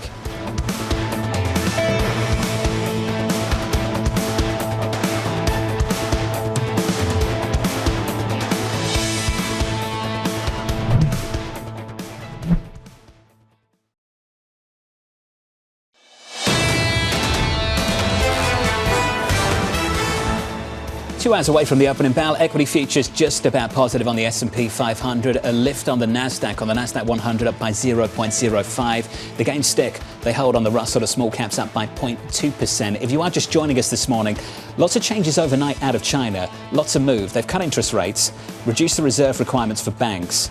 They're studying setting up a market stabilization fund as well. There's a lot of other initiatives in the mix about buying second homes, et cetera, the kind of things we've been talking about for quite a while. And two-year yields in China did fall to an all-time low overnight in response to this. You're not seeing a massive read-through in terms of a global equity rally. What you do see is that maybe the Fed's rate cuts are paving the way for further easing in other economies that might need the stimulus a bit more. We certainly saw a rally over in China. The CSI 300 with its best day since 2020, up by more than 4%. No big follow-through to the US session, as Lisa indicated. If you switch up the board and turn the page, we'll get to the bond market story. Yields are higher by a single basis point at the front end. All eyes over the last week at the longer end, the 10-year. Yield shifting higher for a sixth consecutive session, up by 4 basis points on a session, Lisa, getting closer and closer to 380. A real question of how you price faster growth. If the Federal Reserve does try to get ahead of any potential weakening, then you would have to imagine on the flip side, you would see maybe, inflationary light on the other side that could come to the fore. Hard to really put too much into the moves yet, though. If we talk about Europe, the euro just a little bit stronger, 111.26. German business confidence out early this morning. Not great. We weren't looking for it to be great. It was even worse. German business confidence, just part of the broader story over in Germany right now. That economy's in a soft spot, and it's looking for a positive catalyst. I'm curious to see if you do get more ECB rate cut expectations, and there are some now saying that they are going to cut rates more aggressively. Does that help the euro or does that hurt the euro? At what point are we talking about growth differentials more than interest rate differentials? And that is, I think, the next maybe leg of this story. That's definitely been a big part of the conversation over the past week. We've focused on Federal Reserve interest rates normalizing somewhat. Can growth differentials rebalance?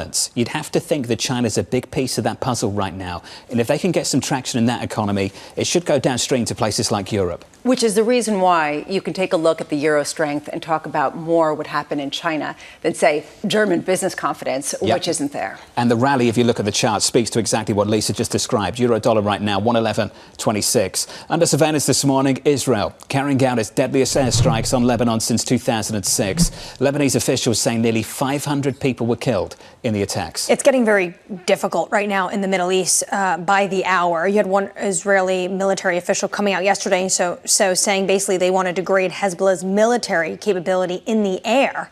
But the question remains, would we potentially see a ground invasion? On top of that, we're going to hear from President Biden today, speaking at the UN General Assembly. It just strikes me how different his tone is going to be today when it comes to the Middle East. The DOD is preparing to send more U.S. men and women to the region. This time last year, when I was with Biden at the UN, he was talking about a new Middle East, an integrated Middle East. Very different story today. Right now, based on the headlines and the imagery that we see, it is surprising that the market is not treating this as a real event. And that, to me, is sort of a key question. When do we start to see more of a market response to it? Halima Croft raising that for RBC.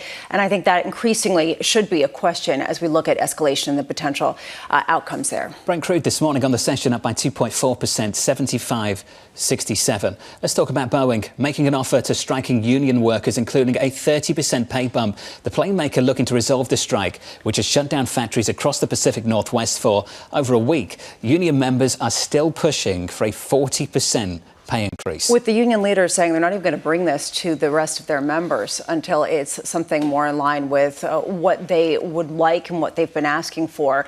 Real question here about what's going to give for Boeing. It's sort of a situation that keeps getting worse. Where do they get the money to really make good on some of this? And when you look at how Boeing put this out, they put it on their website in all caps. It said best and final. And the union is saying we're not even going to vote for it. How much more can this really go down to the wire? Because they've come up from 25 to 30%. But the union saying we want 40. Is it truly best and final? And a final story for you. The DOJ planning to slap Visa with a lawsuit alleging the company illegally monopolized the US debit card market. Sources telling us here at Bloomberg that the DOJ is accusing Visa of preventing competition through exclusive agreements to weaken competing payment networks. That stock is down more than 2%. When you read the details of this, it's actually really fascinating. The tokenization of everybody's credit card numbers to prevent theft, to have certain security, to protect identities.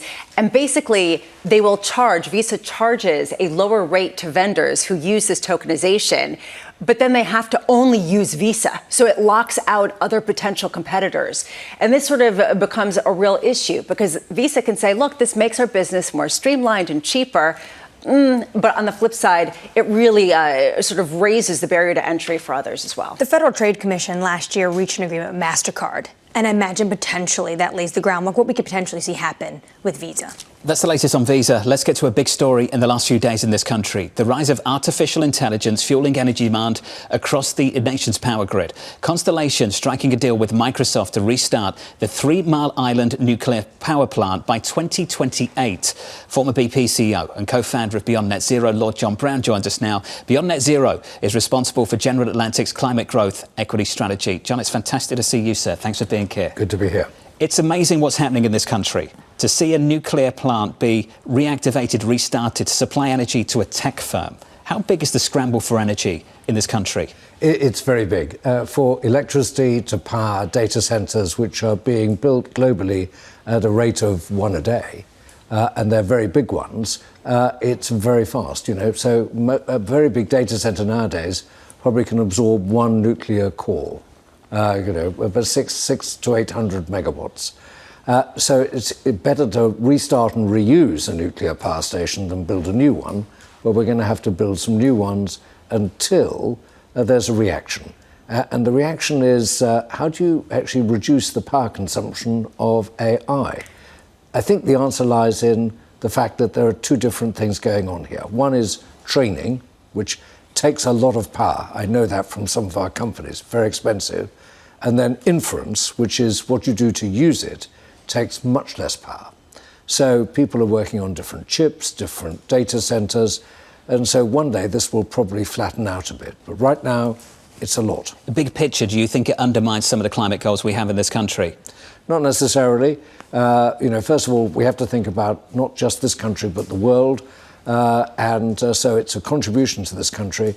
There will be ways of offsetting it, and there are ways of getting renewable energy to data centers. So it's a mix of things. There's no one solution to this. John, this is the reason why I was excited to talk to you more than anything. I was looking for some optimism, because usually when you talk about climate change, you hear gloom and doom and sort of existential angst. You said that nearly 80% of the technologies that we need to reach net zero by 2050 are already developed. The issue is just capital investment. Can you explain? Well, it's also capital investment and cost. Cost and capital investment go hand in hand. The more you do of something, the cheaper it becomes. So you've got to get started and you've got to figure out how to get some form of incentive to get early technologies applied. I remain very optimistic. I do think our biggest problem is we've spent probably a quarter century discussing the problem and doing little about it, and actually arguing whether there's a problem at all. So we've got about a quarter of a century of time to make up. So we've got to speed up, which means we need much more money going into growing the things that we know that will work. And that requires us to have the right incentives in place, such as a price for carbon. Okay, what are the right things that could work? Because we know that just telling people, be better about throwing out fewer items, or, don't use plastic bottles, or some of these sort of lifestyle changes are not working. They are not resting with people. In fact, they are actually causing people to reject it. So what are the things that are actually working? So the very big thing, which has to work, is not quite working yet, is how do you take carbon out of hydrocarbons? Because we're going to use hydrocarbons for a long time. And so capturing carbon dioxide and storing it away in different ways, not just the old ways that people are thinking look like big refineries, but there are more sophisticated ways, I think, being developed. That's the very big thing to crack. The second thing to crack is how do you actually use energy? And part of that is energy efficiency, part of it's the circular economy. What you do with the old tires, for example, on a very big scale. It's doing big things. And then finally, it's creating new energy. I was in India just a few days ago, where I was seeing a huge rollout of, solar plants and wind plants, up to 500 gigawatts. Huge amount will be in place in 20 years' time. And it's moving today. John, do you think policy intervention works? It has to work. The whole energy scene, in my experience, is founded on good policy. There's nothing natural about it. So the government has to both inspire and avoid the use of energy.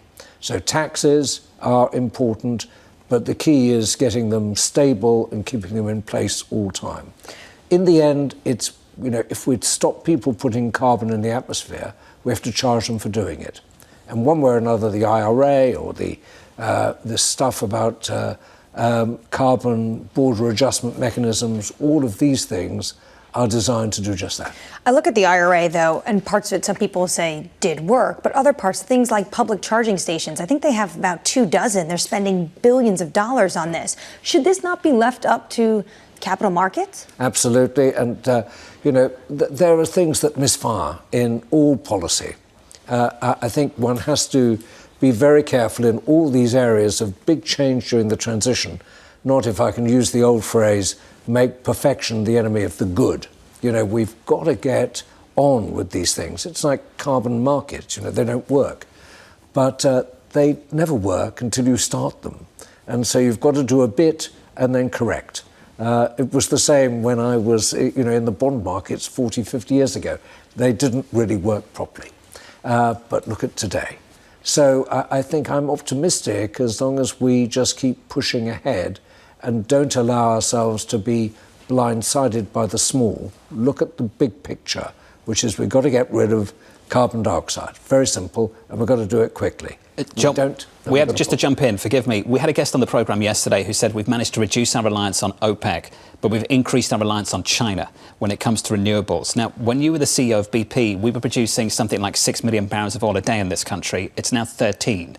We've managed to reduce our reliance on OPEC. Can we do the same thing with renewables with China in the same way we did with OPEC and fossil fuels? Of course. That's, again, I come back to my experience in India a few days ago. I went to a wind farm. 100% of it was built and sourced in India.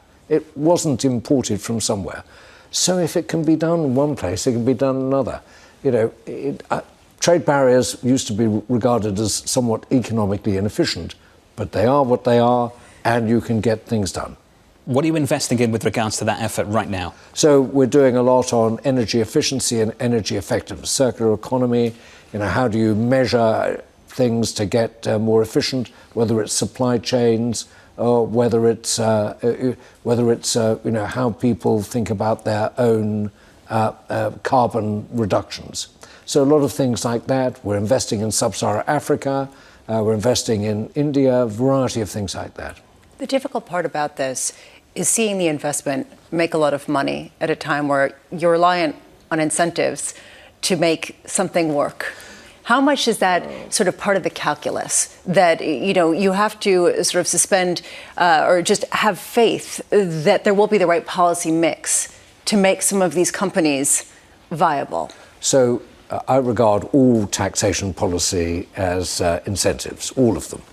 And we don't rely on things that are exceptional. We just don't. What we believe very firmly is in order to get sustainable investment, you have to beat the rest of the investment pack. So we invest, for example, for a 25% IRR, which is what we get. And you can do it. You have to be selective. You have to go to places where you know that the incentive structure is stable and makes sense. Again, I've been in plenty of areas in the past when I remember being in very close to home, Spain, where they overdid the incentives. And everybody knew they overdid the incentives, and everyone was surprised that they changed them. You can be contradictory if you want to be. But you have to be careful about that.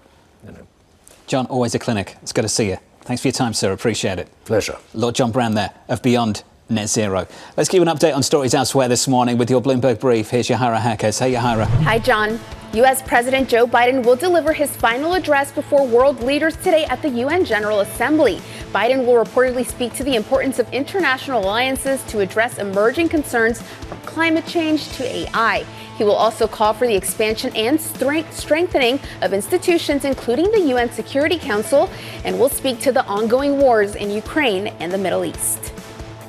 Meanwhile, Hurricane John made landfall as a Category 3 storm on Mexico's Pacific coast last night. The National Hurricane Center issued an advisory for the state of Guerrero, warning of significant flooding and a life-threatening storm surge. Plus, the state could see as much as 30 inches of rain through Thursday. The storm coming just days before President-elect Claudia Sheinbaum is set to take office, raising the stakes for her administration to manage the crisis on her first days in office. And TikTok is discontinuing its music streaming service. In a post on its website, it said the music division said it will go offline on November 28th and customer data will be deleted. The move ends TikTok's years-long effort to capitalize on the app's popularity with music fans and compete with Spotify and Apple. That's your Bloomberg Brief. John? Yahira, thank you. Up next, small caps betting big on the Fed's big cut. I do love that the small caps are starting to rally. We need to see that stick, I think, for a few days, but I'm optimistic now that we might be near the end of this big rotation, or the old rotation starting a new one. The View from Bank of America up next. Live from New York, you're watching Bloomberg TV.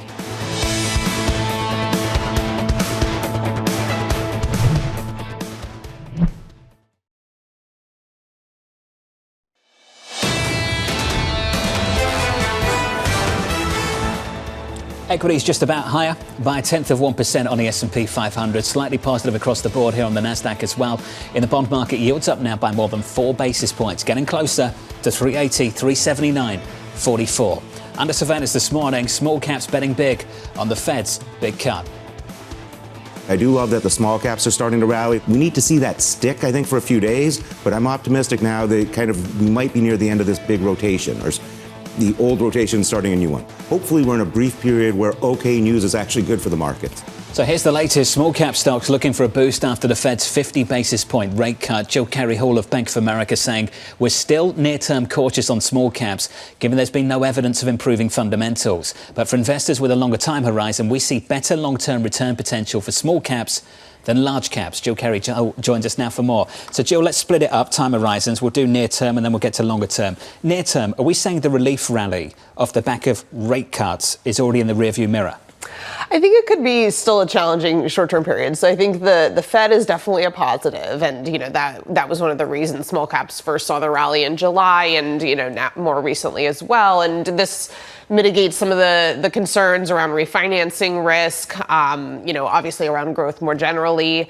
And I think that the earnings impact, when you look at it to small caps based on refinancing risk, and when you factor in what our economists are expecting for Fed cuts, that's basically half of what it would be relative to what if the Fed were not cutting at all. So definitely better for small cap earnings. But I think near term, when you think about, potential for volatility to stay elevated ahead of the election, when you think about seasonality, October is usually the worst month of the year for small caps relative to large. And when you think about the profits backdrop, we haven't seen the improvement in fundamentals for small caps that we've started to see for large caps. So the profits recovery keeps getting pushed out. And now you've obviously seen some of the macro data weakening. So that calls into question whether all of the hope that's baked in for, now fourth quarter, seeing profits growth turn substantially positive for small caps, whether that can still come to fruition. Why do you believe the relative story improves the further you look out? Why does it change? I think when you think about, longer term, one of the biggest drivers for longer term index returns has been valuation. So the valuation story hasn't changed that much. Small caps are less cheap than they were, a year or two ago, but still relative to large caps near historic lows. And that tends to matter for what indices do over the long run. So small caps, based on just a simple valuation framework, that would suggest small caps could see, call it 9% annualized returns over the next decade versus low single-digit returns for the large caps.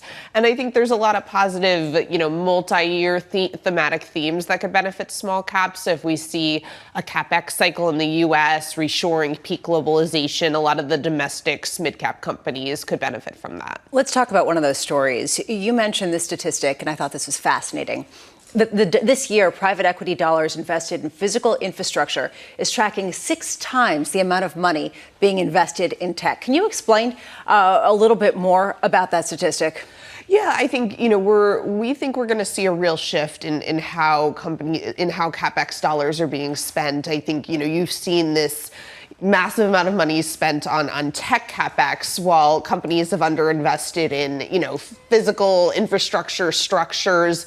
The infrastructure within the U.S. is very old and crumbling. You've seen more accidents, more accident-related deaths. So we think a lot of companies now, are needing to spend on, more old school, typical picks and shovels type of CapEx spending. So how do you see that playing out in small caps, in specific sectors of industrial, smaller companies that could potentially be on the other side of that? Yeah, we've seen that for U.S. small caps, their sales growth has been much more correlated to CapEx cycles in the U.S., particularly that, picks and shovels type of CapEx than large caps have. So they're definitely a beneficiary. And when you think about sectors, they're anything from industrials, machinery, some of your traditional sectors, materials, as well as things like industrial REITs, banks that can do lending, anything that's in some of the regions, call it the Midwest, or industrial warehouse REITs in the Sun Belt. So I think there's a lot of beneficiaries within domestic SMID caps from this CapEx theme and from the reshoring of U.S. manufacturing, which we have started to see real evidence of that is happening. A lot of equity strategy teams in the past week re-released their Federal Reserve rate-cutting playbooks. You and the team did something different. There is no Fed playbook. Every cycle is different. Is there a cycle? Can you look back on a cycle in the last 50 years in a post-World War II period where maybe it's relevant to the situation we're in at the moment? Well, I think what we have to look at right now is that, if we're in an environment of lower rates, I think when you look at large cap equities in the S&P 500, dividend payout ratios have been very low. Profits are now recovering for the rest of the market. For big cap tech and Magnificent Seven, you're starting to see a slowdown. But for the rest of the market now, it's picking up. So that should be positive for value stocks. You should see a shift from, shorter duration assets, money market funds into equity income. That should benefit dividend stocks. We should see a recovery in dividend growth. So we think that's, one important factor and how that will play out based on the Fed cuts within large caps. Within small caps, it's been a bit mixed. I actually see mid caps as potentially a better way, a better beneficiary and kind of a hedge near term because they're going to be less exposed to the volatility within the market, but they've actually tended to outperform pretty consistently when the Fed cuts, as well as when we're in these slowdown regimes. We have a U.S. regime indicator on the team that just moved into the downturn phase. And that's an environment where you want to tilt up the market cap spectrum, and mid caps have actually fared better than small caps in those environments. Has your phone just been off the hook? I mean, for a while, people just were sort of leaving small caps for dead. I'm sorry, but it's sort of true. Now are people saying, okay, come on, what do I buy? Yeah, I mean, I think in general, these things run in cycles. So often when you look at secular cycles of small versus large caps, they can last almost a decade. So we were in a period where from 2014 until now, small caps were underperforming. So I think, like I said, there is a very positive long-term case to be made that maybe for the next decade, this could be an outperformance cycle for small caps. Near term, definitely want to be selective. We think it makes sense to stick with higher quality stocks within small caps. Certainly equity income, as mentioned, benefits during Fed cuts. But, I think there are a lot of opportunities within small caps right now where investors were very underweight this asset class after underperformance for about a decade. Jill's phone's always ringing, Bramo. You suggesting that Jill wasn't doing anything for 10 years? Are you kidding? Never. I would never accuse her of saying that. But when you just sort of are working on something for a long time and suddenly people wake realize, up and pay attention to it. and then they call you and you're like, really, now? How you feel every time the bond market sells off? Hey, every time yields shift higher by 10 basis points. Pretty much, yeah, Told exactly. you. Right? Watch the auctions. Jill Carey Hall of Bank of America. Jill, thank you. Appreciate it. Coming up on this program in the third hour of Bloomberg Surveillance, we'll catch up with Emily Roland of John Hancock. Bloomberg's David Welch on Tesla. We'll speak to the former Fed Governor Betsy and Rob Waldner of Invesco on deficits, bond auctions, and higher bond yields. That wasn't a plan, but we can do it anyway. Over $69 billion later today. There you go. Makes sense. Futures on the S&P up by 0.1% from New York City this morning. Good morning.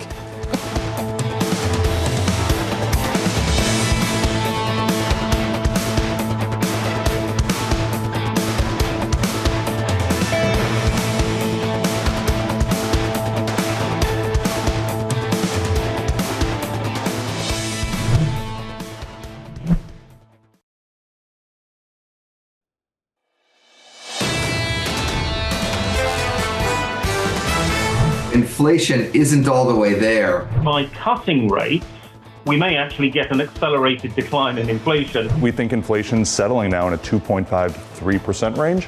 Fed seems okay with that here. Fed officials are just focusing on what their policy is going to do to the economy without really putting it in the context of the overall economy. My concern is that we're just making a pit stop in this balanced level on our way to weak. This is Bloomberg Surveillance with Jonathan Ferro, Lisa Abramowicz, and Annmarie Hordern. Big stimulus package out of China overnight, reducing reserve requirements, cutting interest rates, easing rules to buy homes, all kind of things coming out of there. Even studying a plan to stabilize the equity market. They did more than just stabilize the equity market overnight. That equity market absolutely ripped. The CSI 300 up by more than 4%, the best day of gains in China since 2020. The follow-through, really muted stateside. Equity futures up by not even 0.1% on the S&P 500. On the Nasdaq 100 up by, let's call it 0.14. On the Russell, Lisa, up by 0.2. This is the beginning, and we've been talking about this all morning. Key question is really less for the U.S. and more for Europe in terms of the read-through for economic growth. But for the U.S., it is interesting that the Federal Reserve has cut rates and has opened up the path for other countries to also potentially provide some sort of accommodation for their economies that are actually having more difficulties than the U.S. It is the beginning. Capital Economics this morning coming out and saying a step in the right direction, but where does it end? And when you talk to economists, you listen to all the research notes, they're all talking about the fact that this has to end with some sort of fiscal policy because offering up cheap money is not going to work. If you look at the anecdotal survey data coming out of China, people are shunning restaurants, people are shunning luxury goods. They are not buying and they are not spending. Put the last 24 hours together. Put the last week together. We heard from Austin Goolsbee, Chicago Fed president yesterday, who suggested that maybe there was hundreds of basis points of rate cuts to go. Just before we even get to neutral, that's Goolsbee. How lonely is he on the FOMC? I'd suggest maybe he's not that lonely right now. Put it together with the stimulus efforts out of China. You heard from Ed Yardeni of Yardeni Research just moments ago. And Ed made the point yesterday there was a real risk of a melt-up in global equities. I wonder how real that risk is this morning. Part of the reason why that's the real question. Are we facing off with a melt-up, or are we basically trying to cut too late at a time where there already is entrenched weakness? The reason why we don't understand that is because we still are grappling with the post-pandemic reality, and I feel like Tom Keene, and I apologize in advance, but there is this idea of where are we headed right? We don't normally see some sort of increase in unemployment rates without a continuation of that. Honestly, you just keep talking about these bifurcated outcomes. People, you can get two people making cases on either side. I'll buy what they both say. It just is not clear right now. All roads lead to the US equity market. The difference between being bullish and being bearish right now. Stuart Kaiser of Citi said the same thing in the last hour. Look ahead to payrolls, 2 Fridays away. 133 is the estimate. Stuart made the point around 150, good to go. Anywhere close to 100K, you start getting worried about that slowdown becoming a whole lot worse. That's the gap right now to really understanding, are we on the precipice of a greater weakening that Austin Goolsbee was talking about, which it clearly is his concern, or are you looking at the issue of some sort of reacceleration in inflation, which is maybe with the bond market, maybe gold is sniffing out? Well, they want to have a soft landing, so they need to achieve that with the labor market. When you talk about, though, potentially this 50K spread, then you look at the revisions, potentially prior months could already be there. It's even harder than that. This comes from Seth Carpenter. Thank you, Seth, for making this really, really complex. Seth Carpenter at Morgan Stanley said the strike at Boeing, 30K, the threatened port strike, 45K, could slow payrolls. But if we get a number closer to 100K, excluding strike effects, then Powell's determination not to fall behind the curve will be brought to the fore. So we need to take 30 off for Boeing, need to take 45 for a threatened port strike, maybe, when we get this payrolls report. And then you need to subtract sort of like the overall number we subtract now every single month, which is about 60. And then if you're close to 100, we've got a problem. It's a lot to cut, isn't there? You then have to figure out, is there a factor of companies not hiring because they don't want to make any big plans ahead of the election? Then you have to throw in potentially all other lack of responses to surveys. This is messy data. It's a lot to unpack. It is a lot to unpack, and it's the reason why revision suddenly might be the most important indicator, according to Jerome Powell, in terms of his speech and why he has confidence that this really is the right move. I'll say it for Lisa. According to Lisa, and echoed by Chairman Powell in the news conference. Thank you. I Anytime, appreciate that. I'm here to support you. That's why I'm here. I'll let them take it. Just invite me to your meeting. That's all you asked for. It's all I asked for. That's all Abramowicz asked for. Annmarie just asked for you to cite her every time you say it's the Oprah tax cut campaign. How many times have you said that? Yeah, and Terry Haynes has cited me, but no one else has. Good. Well, people should. Coming up on this programme, we'll catch up with Emily Roland of John Hancock as stocks return to all-time highs. Bloomberg's David Welch as analysts look for better deliveries from Tesla. And former Fed Governor Betsy Duke as several FOMC officials open the door to another big interest rate cut. We begin this hour with stocks coming off the 40th record high close of the year so far, as optimism builds around rate cuts in the US and stimulus measures in China. Emily Roland of John Hancock saying while the risk-on environment is tempting to leverage up into, we would be mindful here that a lot of good news is being priced into riskier assets. Emily joins us for more. Emily, more good news. More good news overnight. Stimulus measures out of China. Is there a reason to buy equities this morning based on that? I mean, look, one of the biggest risks to being underweight China and underweight emerging markets is that policymakers can come through with these big packages. I don't know if I'd necessarily call it a bazooka, and it likely needs to be followed up by more on the fiscal side. But this is creating this risk on rotation, or prompting it to continue, as we see these big moves. I think you guys have been making some great points this morning about, is this actually going to get the Chinese consumer off the sidelines? That remains to be seen. But certainly this is adding to the momentum and the sentiment that's permeating markets right now, which is that everything's pretty great. Well, when you look at the US versus the rest of the world, does it change the story for you? Is it enough? John, it doesn't. And it's really amazing to wake up in the morning and you see this terrible data out of Germany from the IFO to manufacturing. I mean, German manufacturing PMI is at 40 right now. That is in recessionary territory. And meanwhile, you look at the DAX and it's up 1%. So I think markets globally are really reacting to the Fed pivot, the 50 basis point cut, stimulus out of China. Again, we want to be fully invested here, but we want to be mindful of going over our skis and taking risk in a market where, I know you've been shaming everybody for saying price for perfection all morning, but it is really in the price with the S&P 500 reaching new all-time highs every day. Underneath the surface, we would suggest just being mindful of taking too much risk. It's not shaming, Emily. We think that it's a valid phrase that sticks in our minds, which is the reason why both John and myself write it down when people say it, which is frequently. I am curious about how difficult it is to remain cautious at a time where you see so much risk on appetite and a Fed that seems to be behind part of it, at least. It's really tough. I mean, I think, again, we are fully invested. We're buying high quality stocks and bonds, but I think the trickiest time in any economic cycle to be bearish is at the very beginning and the very end of it. And I think that's what's happening now. We think about it like the music's getting turned up. At the end of every cycle, the music gets turned up as inflation comes down. The challenge is it gets really, really loud until you start to see initial jobless claims picking up and high yield bond spreads widen. And then things change quickly. They go quiet very fast. Right now, initial claims are sitting in the low 200,000 range. High yield bond spreads are 302 basis points. They actually dipped below 300 basis points after the Fed's move last week. So the music is still playing. You want to be invested. You could see markets continue to see momentum here. Again, it's just about making sure bonds are still playing a role in your portfolio and leaning into higher quality stocks and finding quality at a reasonable price in order to, again, stay invested and be involved if we do see this market melt up. Let's talk about the bond market. Bespoke Investment just put out this statistic. The 10-year yield is up every day since the Fed cut rates, rising 15 basis points in that period. How do you have conviction in the long end of the yield curve at a time where this market seems to be suggesting, hinting, flirting on the edges with this idea that potentially the more that the Fed cuts now, the more that inflation could be stickier or even pick up later? Yeah, I don't think it's surprising to see this backup in the 10-year yield. Certainly the Fed supporting the economy with a larger cut is bullish. It's risk on. It's another part of the risk on puzzle here. I think the biggest risk is not necessarily inflation picking up. That could be part of it, but more of a melt up in markets, which could create more leverage in the financial system if you continue to see, again, equity markets surging. You see that, momentum stocks, Bitcoin, low quality companies all kind of participating in this rally. Eventually, we do think that an economic contraction plays out. It may take some time here, but when you lean into higher quality bonds, that are paying over 4% in yield, you can get paid to wait.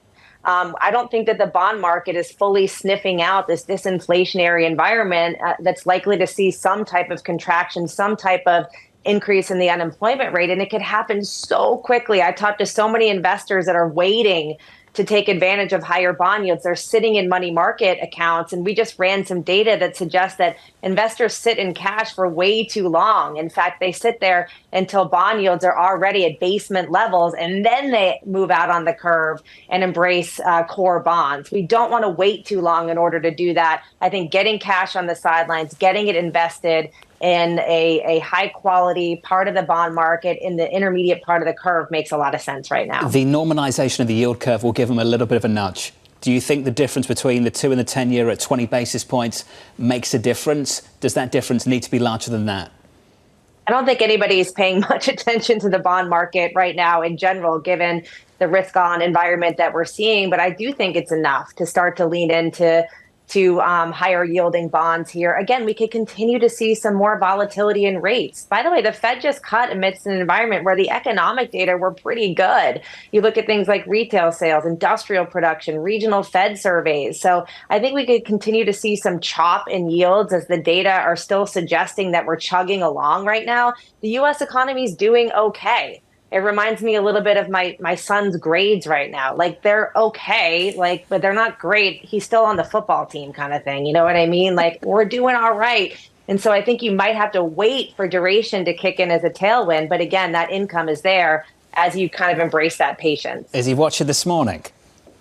I really hope not. I hope he's in math class. Only just a final one from me. I'm not going to name who this is. I'm just going to share a quote with you. This was from earlier this year. We're priced for perfection of easier policy, continued disinflationary forces, and resilient growth versus a backdrop of US growth continuing to beat expectations. I won't name and shame anyone because I think that reflected how a lot of people felt at the start of the year. And it's the last line there, continuing to beat expectations. Do you think we can continue to do that in the US labour market in the months to come? Because it feels like that holds the key to a lot of calls. The labor market is a tough one. I'm going to punt on that just because you guys mentioned before, the revisions are so critical. So I think we need to take those headline numbers with a grain of salt, focus on the revisions. But I think, there's a lot of expectations going into this. What I'll say is that valuations are never a catalyst. for a shift in market leadership. You've got to see something else change. You have to see the earnings backdrop change. You have to see the macro regime seeing a shift. And by the way, there's more great news. Analysts are penciling in 4% year-over-year earnings growth next quarter for the S&P 500. The bar is really low. It gets much higher from there. So in terms of beating expectations from a fundamental standpoint, yeah, I think we can do it. The bar is low. Let's enjoy it while we can. The bar is low, young Roland. Emily Roland of John Hancock. Thank you. Appreciate it. I hope young Roland's not watching this morning. I hope he's in math But class. he's doing okay. You know, honestly, okay is okay. And he's still on the football team. Go young Roland. Exactly. That's winning, right? Doesn't get much better than that. Doing okay. Yeah, well, honestly. Don't work too hard when you're young. Save that for later in life. Got enough time to work hard. I'm a big adherent to good enough parenting. So yes, absolutely. Amen. What the bar is. Endorse. Good enough. Watching surveillance wouldn't be the worst. You could be playing video games. There you go. Much better than video games doing this, right? I agree. Totally agree. Let's get you an update on stories elsewhere this morning. Here's your Bloomberg brief with Yahara Hackers. Hey, Yahara. Hi, John. Boeing is offering striking workers a 30% pay bump. The company said the terms are final and only valid until the end of Friday, ratcheting up pressure on workers to accept. Meanwhile, the union president saying his team was blindsided by the offer and the union has no intention of putting it before rank and file members. The proposal is an improvement over the initial 25% increase workers turned down earlier this month, but still less than the 40% initially sought by the union. Snap will begin using Google's Gemini AI model to help power the chatbot on its app, Snapchat. The company has been ramping up its investments in artificial intelligence alongside peers like Meta. Snap first launched its My AI chatbot last year using generative AI models from OpenAI. But the switch to Gemini comes due to its ability to process video, audio, and text simultaneously, which are central to the Snapchat platform.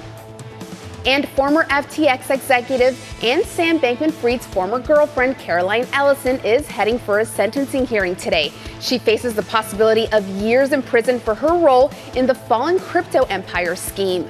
Ellison pleaded guilty to fraud almost 2 years ago and testified against Sam Bankman-Fried, who was found guilty and sentenced to 25 years in prison. Prosecutors said she deserves leniency for her, quote, extraordinary cooperation as they investigated the company. That's your Bloomberg brief. John? Yahara, thank you. Up next on the programme, we'll get you some morning calls. Plus, Bloomberg's David Welch as Tesla analysts expect strong third quarter deliveries. That stock is up another 1.7%. Your morning calls up next.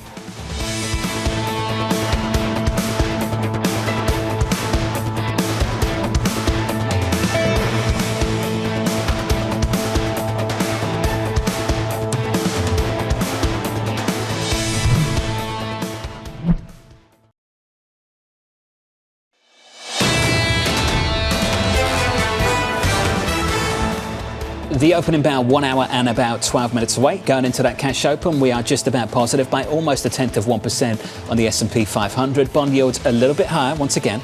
A trend emerging over the past 6 days. 6 consecutive days of 10-year yields climbing higher. It's a grind, but it's happening in one direction. Up by 4 basis points. Lisa, 378.87. Yeah, every single day since the Fed cut rates. The implication here on the margins is that you would see potentially stickier inflation because the Fed is looking to be more accommodative now. We'll see whether that changes, but right now that's the tone. I'm told by someone in the know there are some bond auctions. $69 billion of 2-year notes today, 5-year notes tomorrow, the day after that, $44 billion of 7-year notes. What is it about that 7-year maturity that spooks this market a little bit now and then? It's not as liquid. So when you have a greater volume of bonds in the market of a certain denomination, it tends to have more receptivity because there's a bucket, there's a tranche in people's portfolios that are devoted to that.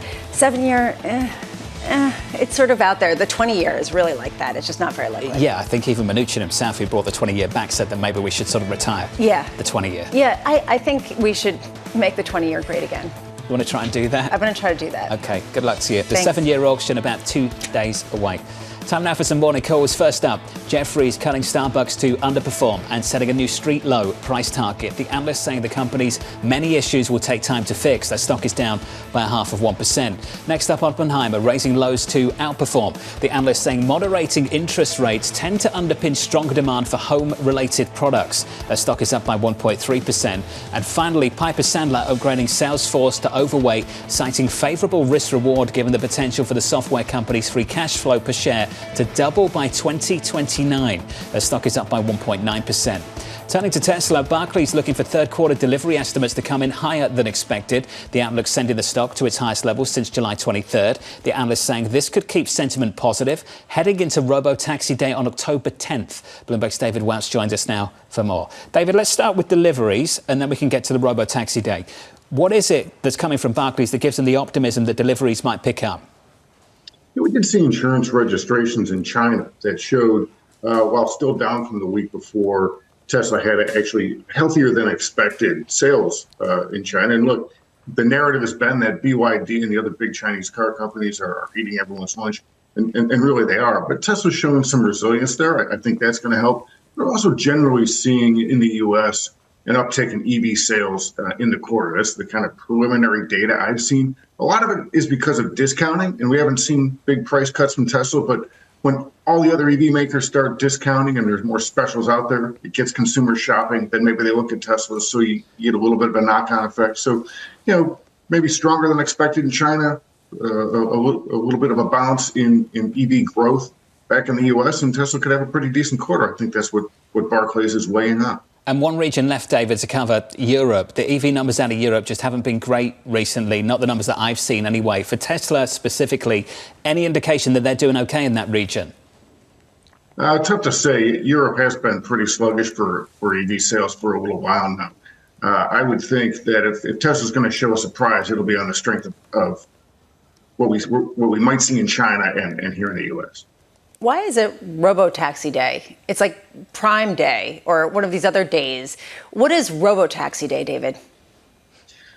Tesla was supposed to do this back in August, and they delayed it. This is when Elon is supposed to show us his plans for his fully self-driving vehicle. And it's look, they used to call their partially self-driving vehicle full self-driving and autopilot. They've had all these names. This one's supposed to be a true robo-taxi, be able to drive itself. The idea is people who own the car can actually have other people getting rides in it, a whole fleet of autonomous vehicles driving around. And everybody is really on the edge of their seat to see what Tesla has, because unlike with Waymo, which is Google, unlike Cruise, which is General Motors and the other companies who've been testing vehicles in markets, offering rides even for fares at certain points, we haven't really seen Tesla fully autonomous vehicles out driving around in any cities anywhere. They've been kind of testing them privately. And we just don't know what they have, because there are other technologies that we've seen actually sold were partial self-driving or what we call driver assist. So that's the big question. Can Tesla show us a completely autonomous vehicle? And then once we see that, or hear what they have to say about it, what's the business case around that? Because that's something else we haven't really seen materialize yet, is how does everybody make money on this thing? These cars are very expensive. They're tough to service. How's Tesla going to do this? And is it a huge growth engine for the company going forward? Well, there's also a question. Let's say they can build it. Will it be allowed to be sold? And also, especially at a time where supply chain issues are a big concern, how much has this become a security issue? Well, Tesla's developing their own hardware, their own internal software. I doubt they've got any Chinese or Russian software or software embedded hardware in the car. They'll be able to do that. The question really is, how effective is it? What does the vehicle actually do? And can they get a lot of them out there on the road? And what's it going to cost? There are a lot of questions here, but Elon Musk is very good at keeping a narrative going, keeping hope going that there's growth in the stock. Because, look, Barclays is seeing some EV growth, but the EV business is sort of stabilizing for Tesla. There's still room for them to grow and certainly for others to grow, especially in the United States. But, as you and I have been talking about for many months now, The EV business is just not meteoric growth like it was for Tesla. So to justify that valuation, Elon's got to have a narrative that there's a new business and this is what it is.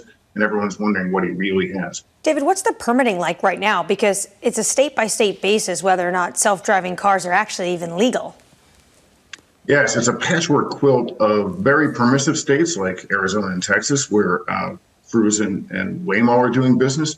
And then you have pretty restrictive states, California, New York, very tough to run AVs there. The federal government is kind of willing to let this happen if you still got actual steering wheel, braking pedals, gas pedals, all that, I should say electric pedals, to operate the car. They have to work. You can have this other software on there. You can run self-driving vehicles, but if you start to have problems, they would probably very quickly ground them.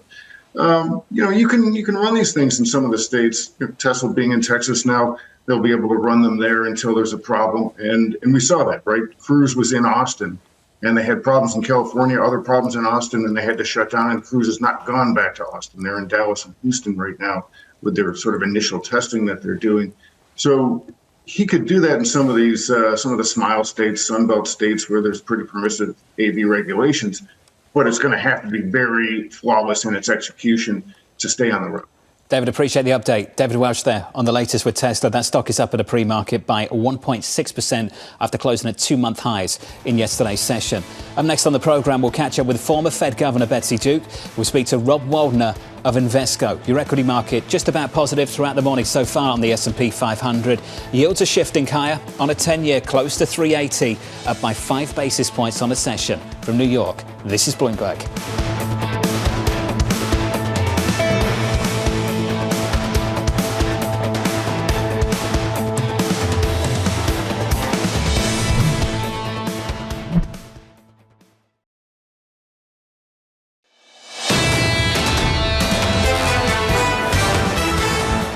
60 minutes away from the opening bell. Equity futures here just about positive by almost 0.1% on the Nasdaq 100, up by 0.14. A lift on a Russell. The small caps up by 0.2%. With the cash open about 60 minutes away, just around the corner. Let's get you some morning movers with Manus Cranney. Good morning, Manus. Jonathan, a very good morning to you. Looks like a $53 billion bid from Chevron for Hess is going to clear the final hurdle at the FTC. So Hess is nicely bid this morning. It's taken 11 months to get this deal, according to sources that we understand it's about to clear. This is about diversification for Chevron. But I want to just give you some idea of what big oil and gas has managed to do under the Biden administration. ConocoPhillips, $22.5 billion. ExxonMobil, $60 billion. Oil and gas deals have actually done okay, despite what everybody says perhaps about the FTC. Now, Visa, if you used your Visa card, your debit card, you'll know that there's a mini micro fee on top of that. The Justice Department are talking about an illegal monopolizing a dominant position by Visa in the debit card. What are they doing? They're halting competition. They're stymieing big tech from entering into this zone. So again, just a little bit of a smack on this Bloomberg exclusive. How does China stimulus wash up on our shows? Well, one manifestation of it is Alibaba. These are the ADRs, of course. You've got rate cuts. You've got liquidity, you've got marshalling the national team coming through, but this is Alibaba, the ADR here in the United States of America, because, of course, another $70 billion has been allocated for buying Chinese stocks, Jonathan. So the ADRs of a lot of these Chinese companies are really pumping it higher this morning. Stock is up by more than 5%. Manus, appreciate you picking out that name. Manus Cranney there on the Morning Movers this morning. Important because we had Kamakshya Trivedi of Goldman Sachs on the programme a little bit earlier, going through the stimulus measures out of China this morning. There are many, so I won't list them right now. But he said this was more about the equity market and stabilising things for stocks than it was about stabilising things in the real economy. Because for the real economy, you need to stimulate demand, and that's not going to do it. You might stimulate demand, though, for the stock market, which maybe on the peripherals could add to some of the confidence by consumers. But stocks are still some 40% off their highs. I mean, this is a pretty suppressed market. It's a bounce, but it's a pretty brutal downturn over the last few years, that's for sure. CSI 300 overnight in China, best day for that particular equity index since 2020. Markets returning to all-time highs here in the United States as Fed officials leave the door open for further rate cuts. And this week's Fed Speak parade continuing after Goolsbee, Bostic and Kashkari all said they supported last week's 50 basis point cut. Joining us now is the former Fed Governor, Betsy Duke. Betsy, we've got a lot to talk about. Welcome back to the programme. First of all, we'd just love your first reaction to the decision from last week. Were you surprised, and what did you make of it? So I was surprised. I was expecting 25, but it looked to me when I looked at the SEP like they were about evenly divided between 25 and 50.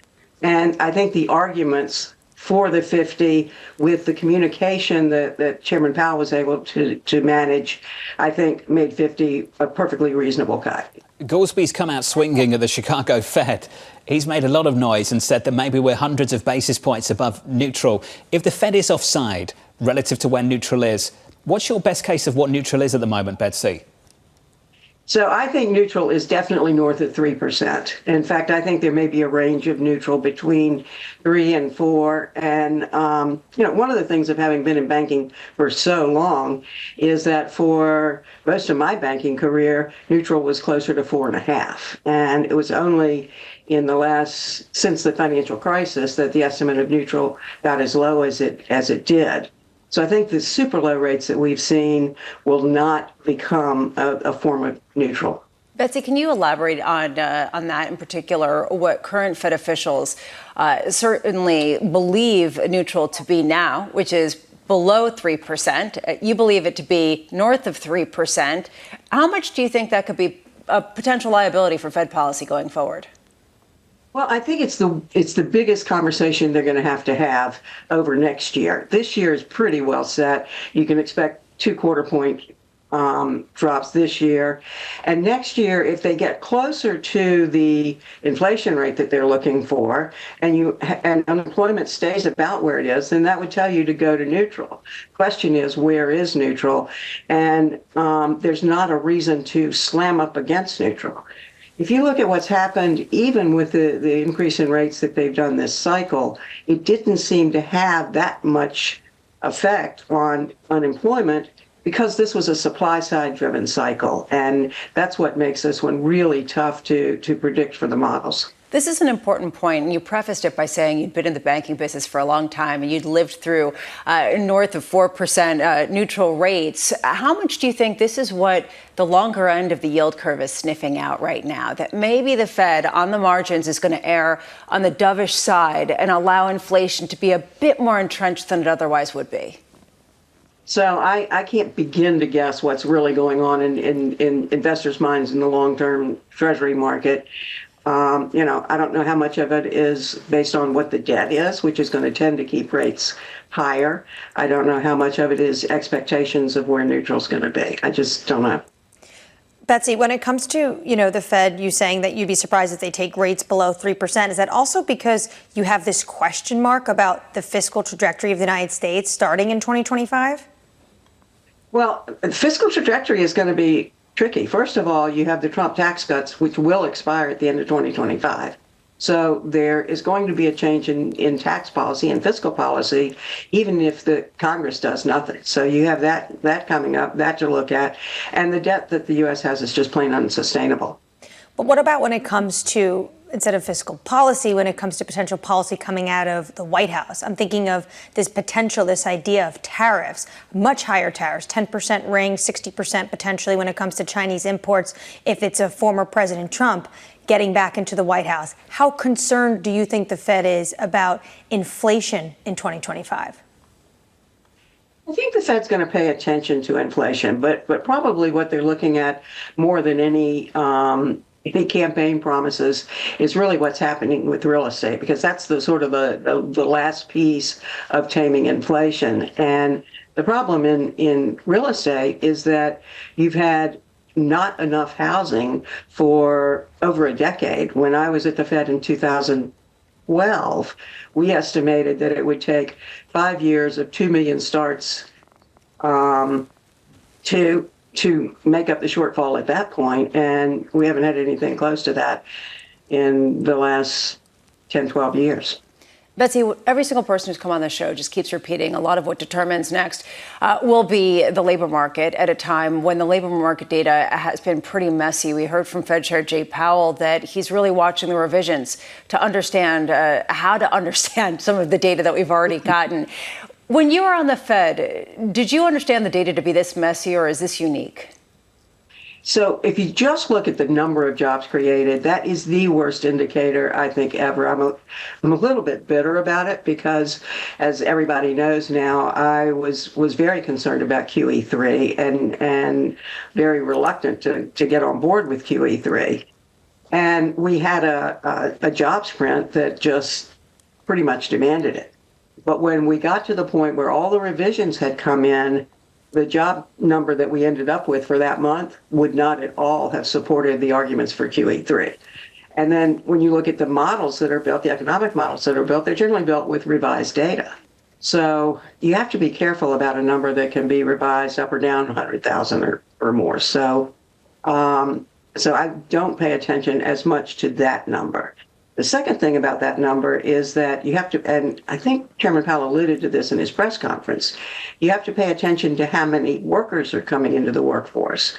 The U.S. workforce is growing by something like 65,000 a month. So anything above 100,000 is really a lot of jobs for not so many workers. The supply side, again, has come into play here recently because we've had much more immigration. But again, politically, I'm not sure where immigration is going to go. And you have to have enough workers to keep the economy growing at 2%. In this framework, it seems like the Federal Reserve is putting an emphasis right now on the labor market. Do you think that they should put a little bit more emphasis on inflation? I don't read it that they're putting all that emphasis on the labor market because the labor market's not far from where they'd like it to be. I think it's more that it's balanced now. It's not the focus entirely on inflation, but it's really a more balanced view. Betsy Duke, former Fed Governor. Betsy, always appreciate your perspective. Thank you. The perspective on the Federal Reserve seems to be some daylight there between the Fed's view and the way the market views things. I think market participants overwhelmingly believe this Federal Reserve is a single mandate Fed, very focused on the labour market after declaring victory over their inflation objectives. Which is the reason why person after person says that the jobs number is really going to dictate whether they believe in the soft landing or not. Of course, that jobs number could be muddied 6 months later with a whole host of revisions. But this really is, I think, daylight between members themselves. True. Because some of them think that and some of them don't. 50 minutes away from the opening bell, equity futures just about positive. I want to check in on the bond market and the long end of the curve. For 6 consecutive sessions, yields have been climbing. That is the longest such streak going back to March of this year. On a 10-year, we're up almost 20 basis points over that period, something like 18 at the moment. We've reclaimed 380. On a 10-year, we're up 5 basis points on the session. Rob Waldner of Invesco joins us now for more. Rob, your line at 375, which was only 5 basis points ago, you are tactically short the 10-year. Why this short position on the 10-year, Rob? Well, I think, Jonathan, you have to look at what the market is pricing to for the Fed. And, the market is now, there's 2 potential risks for the 10-year note. One, the Fed is really easing policy quite quickly here, or much quicker than the market expected.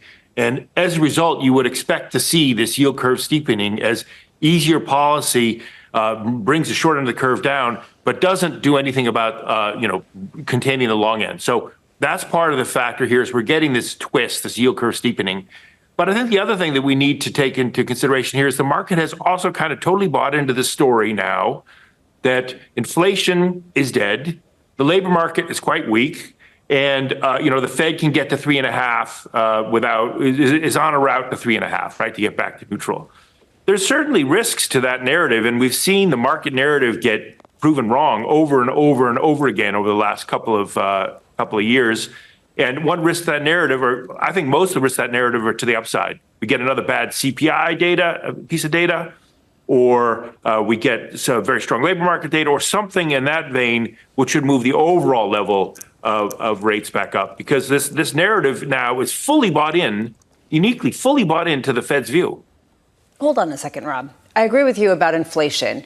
About just the labor market in general, though, there seems to be a discrepancy between some people who say that the bond market's pricing entirely just looks at the inflation levels and the fact that the Fed is just normalizing, calibrating policy rates to be close to that. If you look at equity markets, they're embracing a soft landing. They're embracing that things aren't that weak and that the Fed is going to make sure that they aren't. So are you saying that both are being baked into bonds, that essentially where yields are now implies some sort of recession? No, I'm saying that I'm also saying that the bond market is baked in this kind of soft landing, right, where the pressure is coming out of the economy. Rates can kind of slowly move down, and the overall level of rates has come down. I think one of the key things that has driven the bond market uniquely over the last 18 months has been the Fed view. So the biggest driver of the overall level of yields as we've come down here has been the remarking of the Fed's expectations. So I think it could also happen in the reverse, which is as we unmark the Fed's expectations, you would get the overall level of rates going back up. You might not you wouldn't get a steepener at that point. You might get a bit of a flattener, but you would get the overall level of rates going back up. How short are you? What are you sort of expecting in terms of It's a tactical short. You know, I think I want to send the message that as bond guys, our value proposition is great, and it's as good as it's been in a very long time, and that the yields that you can get overall in the bond market are quite attractive in our base case. What I'm saying, though, is that tactically you should be looking for slightly higher levels of yields to get, to add new money, if you like, the new money question, because the market has uniquely bought into this narrative that the Fed has put to us. It's all relative to market pricing, of course, but if we were to reframe this and take a step back and just frame it as follows, the biggest risk right now, the Fed being too tight too long or being too easy too soon, are you suggesting it might be the latter and not the former? Well, yes, I'm suggesting that they've gone a long way to reducing the former. The former is not the big risk now, right? They told us, we're now priced to be at something we think is neutral by the end of the first quarter of next year. So that's not too tight for too long, I don't think. So they've, several months ago, Jonathan, we would have said, hey, that's a risk here. They're not getting out in front of this, but they've clearly sent a message they're going to get out in front of this. Where would that leave the call on credit, Rob? It's good for credit. A soft landing, a continued growth. We think inflation is not a problem. We think we're in disinflation. That's not to say that it couldn't crop up into the market's fears again, but we think we're in a disinflationary period. And disinflation, decent growth, easier policy, I can't think of a better environment for credit. I mean, overall, that is a great environment for credit. The fundamentals will be good. Liquidity technicals will be good. The only problem is valuations. And there, you will still realize returns, but not as much as you would if there were very cheap valuations right now. So we are positive. So it sounds like, Rob, all in all, you see this as an incredible positive, and maybe you get a sell-off a little bit on the 10-year to actually deploy more money to basically go into bonds. Is this basically a moment that you're telling investors, okay, just take that cash, wait a little bit longer, and put it all in? Yeah, I think you characterized that right, which is the basic fundamentals are very positive. But let's not forget the market narrative has moved around a lot because we're all about trying to interpret where the Fed is going to go next. We don't have we've been very data dependent. We talked about that a lot. So the market is subject to variability here. And I'm just highlighting that the skew for that change in narratives probably would be for yields to be higher. But nonetheless, the medium-term view is very constructive on financial markets overall. That's the story over the last week, that's for sure. Rob Waldner of Invesco. Rob, appreciate your inputs. Up another 5 basis points on a 10-year this morning to 380, about as good as it gets for credit, according to Rob Waldner of Invesco. And a lot of people would agree, except for valuations. And if you take a look at that, you look at all-in yield, you can make an argument. But this is what a lot of people are saying. If the Fed gets their soft landing, a lot of things look good. And then you have to think, how do I come up with an original spin on this? Because ultimately, everyone's saying the same thing, and it's been right. So that's basically what we're going to be talking about for a while. Up until you see a messy jobs report, up until you see that. Consistent theme on Wall Street. Yeah, and that's, I think, what is really driving the uncertainty and the anxiety behind some people's comments. Although, Rob was just saying there is that maybe it's on the other side. Maybe we get a hot CPI print or something, and all of a sudden people worrying about inflation. But that feels difficult because nobody really seems to buy into this sort of massive rerun of inflation. The difference between weakening and weak, layoffs. So we've seen a deceleration in jobs growth, but we haven't seen layoffs accelerate just yet, and we haven't seen jobless claims break out. Jobless claims last week were 219. The estimate for this Thursday, 225. The danger zone, according to Andrew Hoddenhorst of Citi, who thinks we are going into that deep downturn for the labour market, he thinks it's around 260. We're not close to those levels right now. You don't normally see strikes. You don't normally see pay increases that start to inflect upward on the precipice of a massive job market deterioration. And I think that that's what some people are looking at. It's messy. You're also talking about the structural changes where you're investing in physical infrastructures. We were just hearing Jill Carey Hall talk about. So put those ideas together, and it's the reason why people are cautiously leaning into consensus. How do you view the strikes over at Boeing, the prospect of strikes on the East Coast ports? Do you think that's the fumes of a story of yesteryear, or do you think we're still in that moment for labour and labour leverage? I think it's unique with the Boeing story because the Boeing is in the crosshairs of so much scrutiny, so they're taking advantage of that, especially considering how many years they didn't get a raise, and that labour might be a part of the issue here. I don't know. I can't say this is sort of a wholesale view of leverage with the labor market because we used to see that, say, 6 months ago. It really isn't being seen quite as much. I hate the I word, but idiosyncratic sort of applies on this front. Yeah, it feels a little bit like that.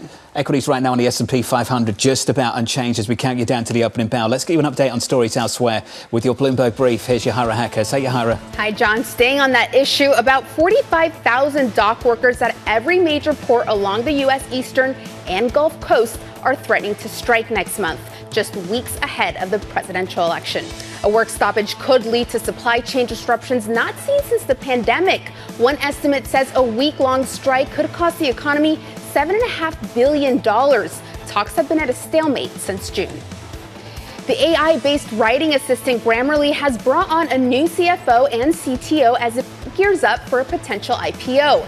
Both new executives helped their previous companies get through the IPO process, according to Grammarly. Earlier this year, the company's CEO shook up the business to focus more tightly on AI. It's currently valued at $13 billion.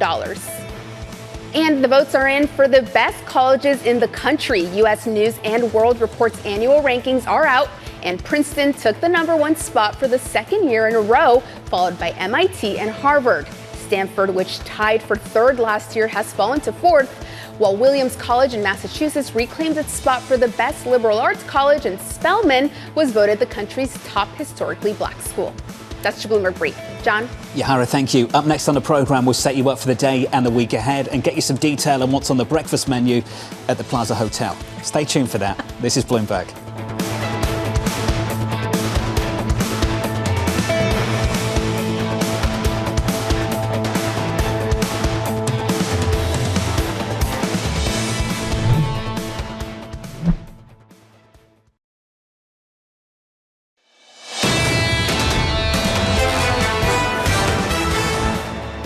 The opening about 38 minutes away. Equity futures up by 0.1% on the S&P 500 following a massive rally over in China, the biggest one-day gain since 2020 off the back of a big stimulus package. No big follow-through to U.S. equities. U.S. equities yesterday closing at a fresh all-time high, the 40th record high close on the S&P 500 so far in 2024. In the bond market, yields higher by 5 basis points. Lisa, a continuation of the trend of the last week, just short of 380. Sort of sniffing out whether people have written off the risk of stickier inflation. Betsy Duke talking about how maybe there is a feeling that neutral is a bit lower than what it might actually be. That's some of the price action for you. The day ahead, the calendar looks like this. More Fed speak from Michelle Bowman later on this morning.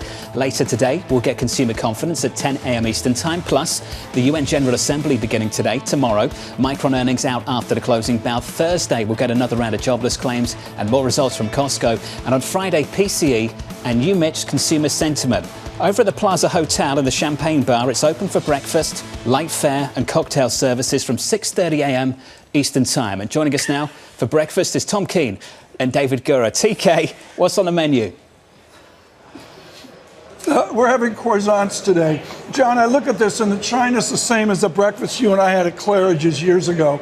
That was wonderful. What we're doing here is the Earthshot Prize. David, why don't you explain why I finished the beast? Yeah, finish that croissant, which is, I think, dusted with pistachio, it looks like. It is dusted. We're having a number of finalists for this Earthshot Prize speaking today. We're drawing from that pool of individuals to come and speak with us this morning. Talked with Henry Fernandez of MSCI this morning, kind of dovetailing a lot of the conversation about sustainable investment, climate, with what we're seeing out of China this morning, and some vital good conversations here. The best conversation that I had, John, really the best conversation, and I think of Coventry, where you were real, and all the steel manufacturing and auto manufacturing there, is cleaning up the big factories of the world. We spoke to someone from France leading that charge. John Ferro, they have a long way to go.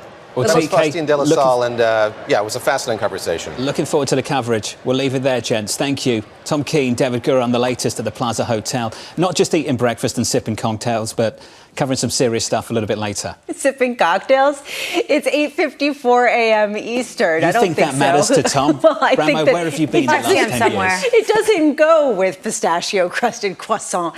I will say this is an interesting moment where suddenly every 4 years we end up with a real discussion, but it comes at a really politically fraught moment on many levels. And I think that that's really the reason why it is of particular interest. Well, when it comes to climate, a foreign diplomat quipped to me yesterday, the United States every 4 years goes from zero to hero, which is why how much can on the sidelines of the General Assembly actually discuss the future of climate, especially the U.S. part of that, until we know the outcome of November 5th. That feels like a lifetime away, doesn't it? November 5th and then the Federal Reserve decision just 2 days later. It feels like we're stuck in this gap in between, waiting for a payrolls report and for earnings season to start. It feels like everyone's just searching for something new to say as they wait for something new to kind of come out. It's a very difficult understanding of how to kind of be counter-consensus when everybody's operating in the same black box, and that sort of seems like the case. I actually thought Lord Browne was very interesting when he was discussing some of the new innovations of where he's investing for 25% IRR. It's sort of an interesting way people are trying to play it in the details rather than the macro. Quite a week in this market, hey? Lots of stimulus from China. Federal Reserve rate cuts last week, and talk of more of the same still to come in the meetings to come. It's only Tuesday. We've got more. I mean, we've got bond auctions. We have consumer sentiment. Michigan, you miss. Love those bond auctions, don't you? All right, coming up tomorrow, Dean Kern of Macro Risk Advisors, Lara Raym of FS Investments, Sarah Hunt of Alpine Saxton Woods, and Victoria Fernandez of Crossmark. You joining TK and David for breakfast? I am. Yeah. Over there. Yeah, I'm going to head over there. They have a pistachio-dusted croissant for me. And drinks, apparently. Obviously. Many drinks. Mimosa. From New York City, this was Bloomberg Surveillance.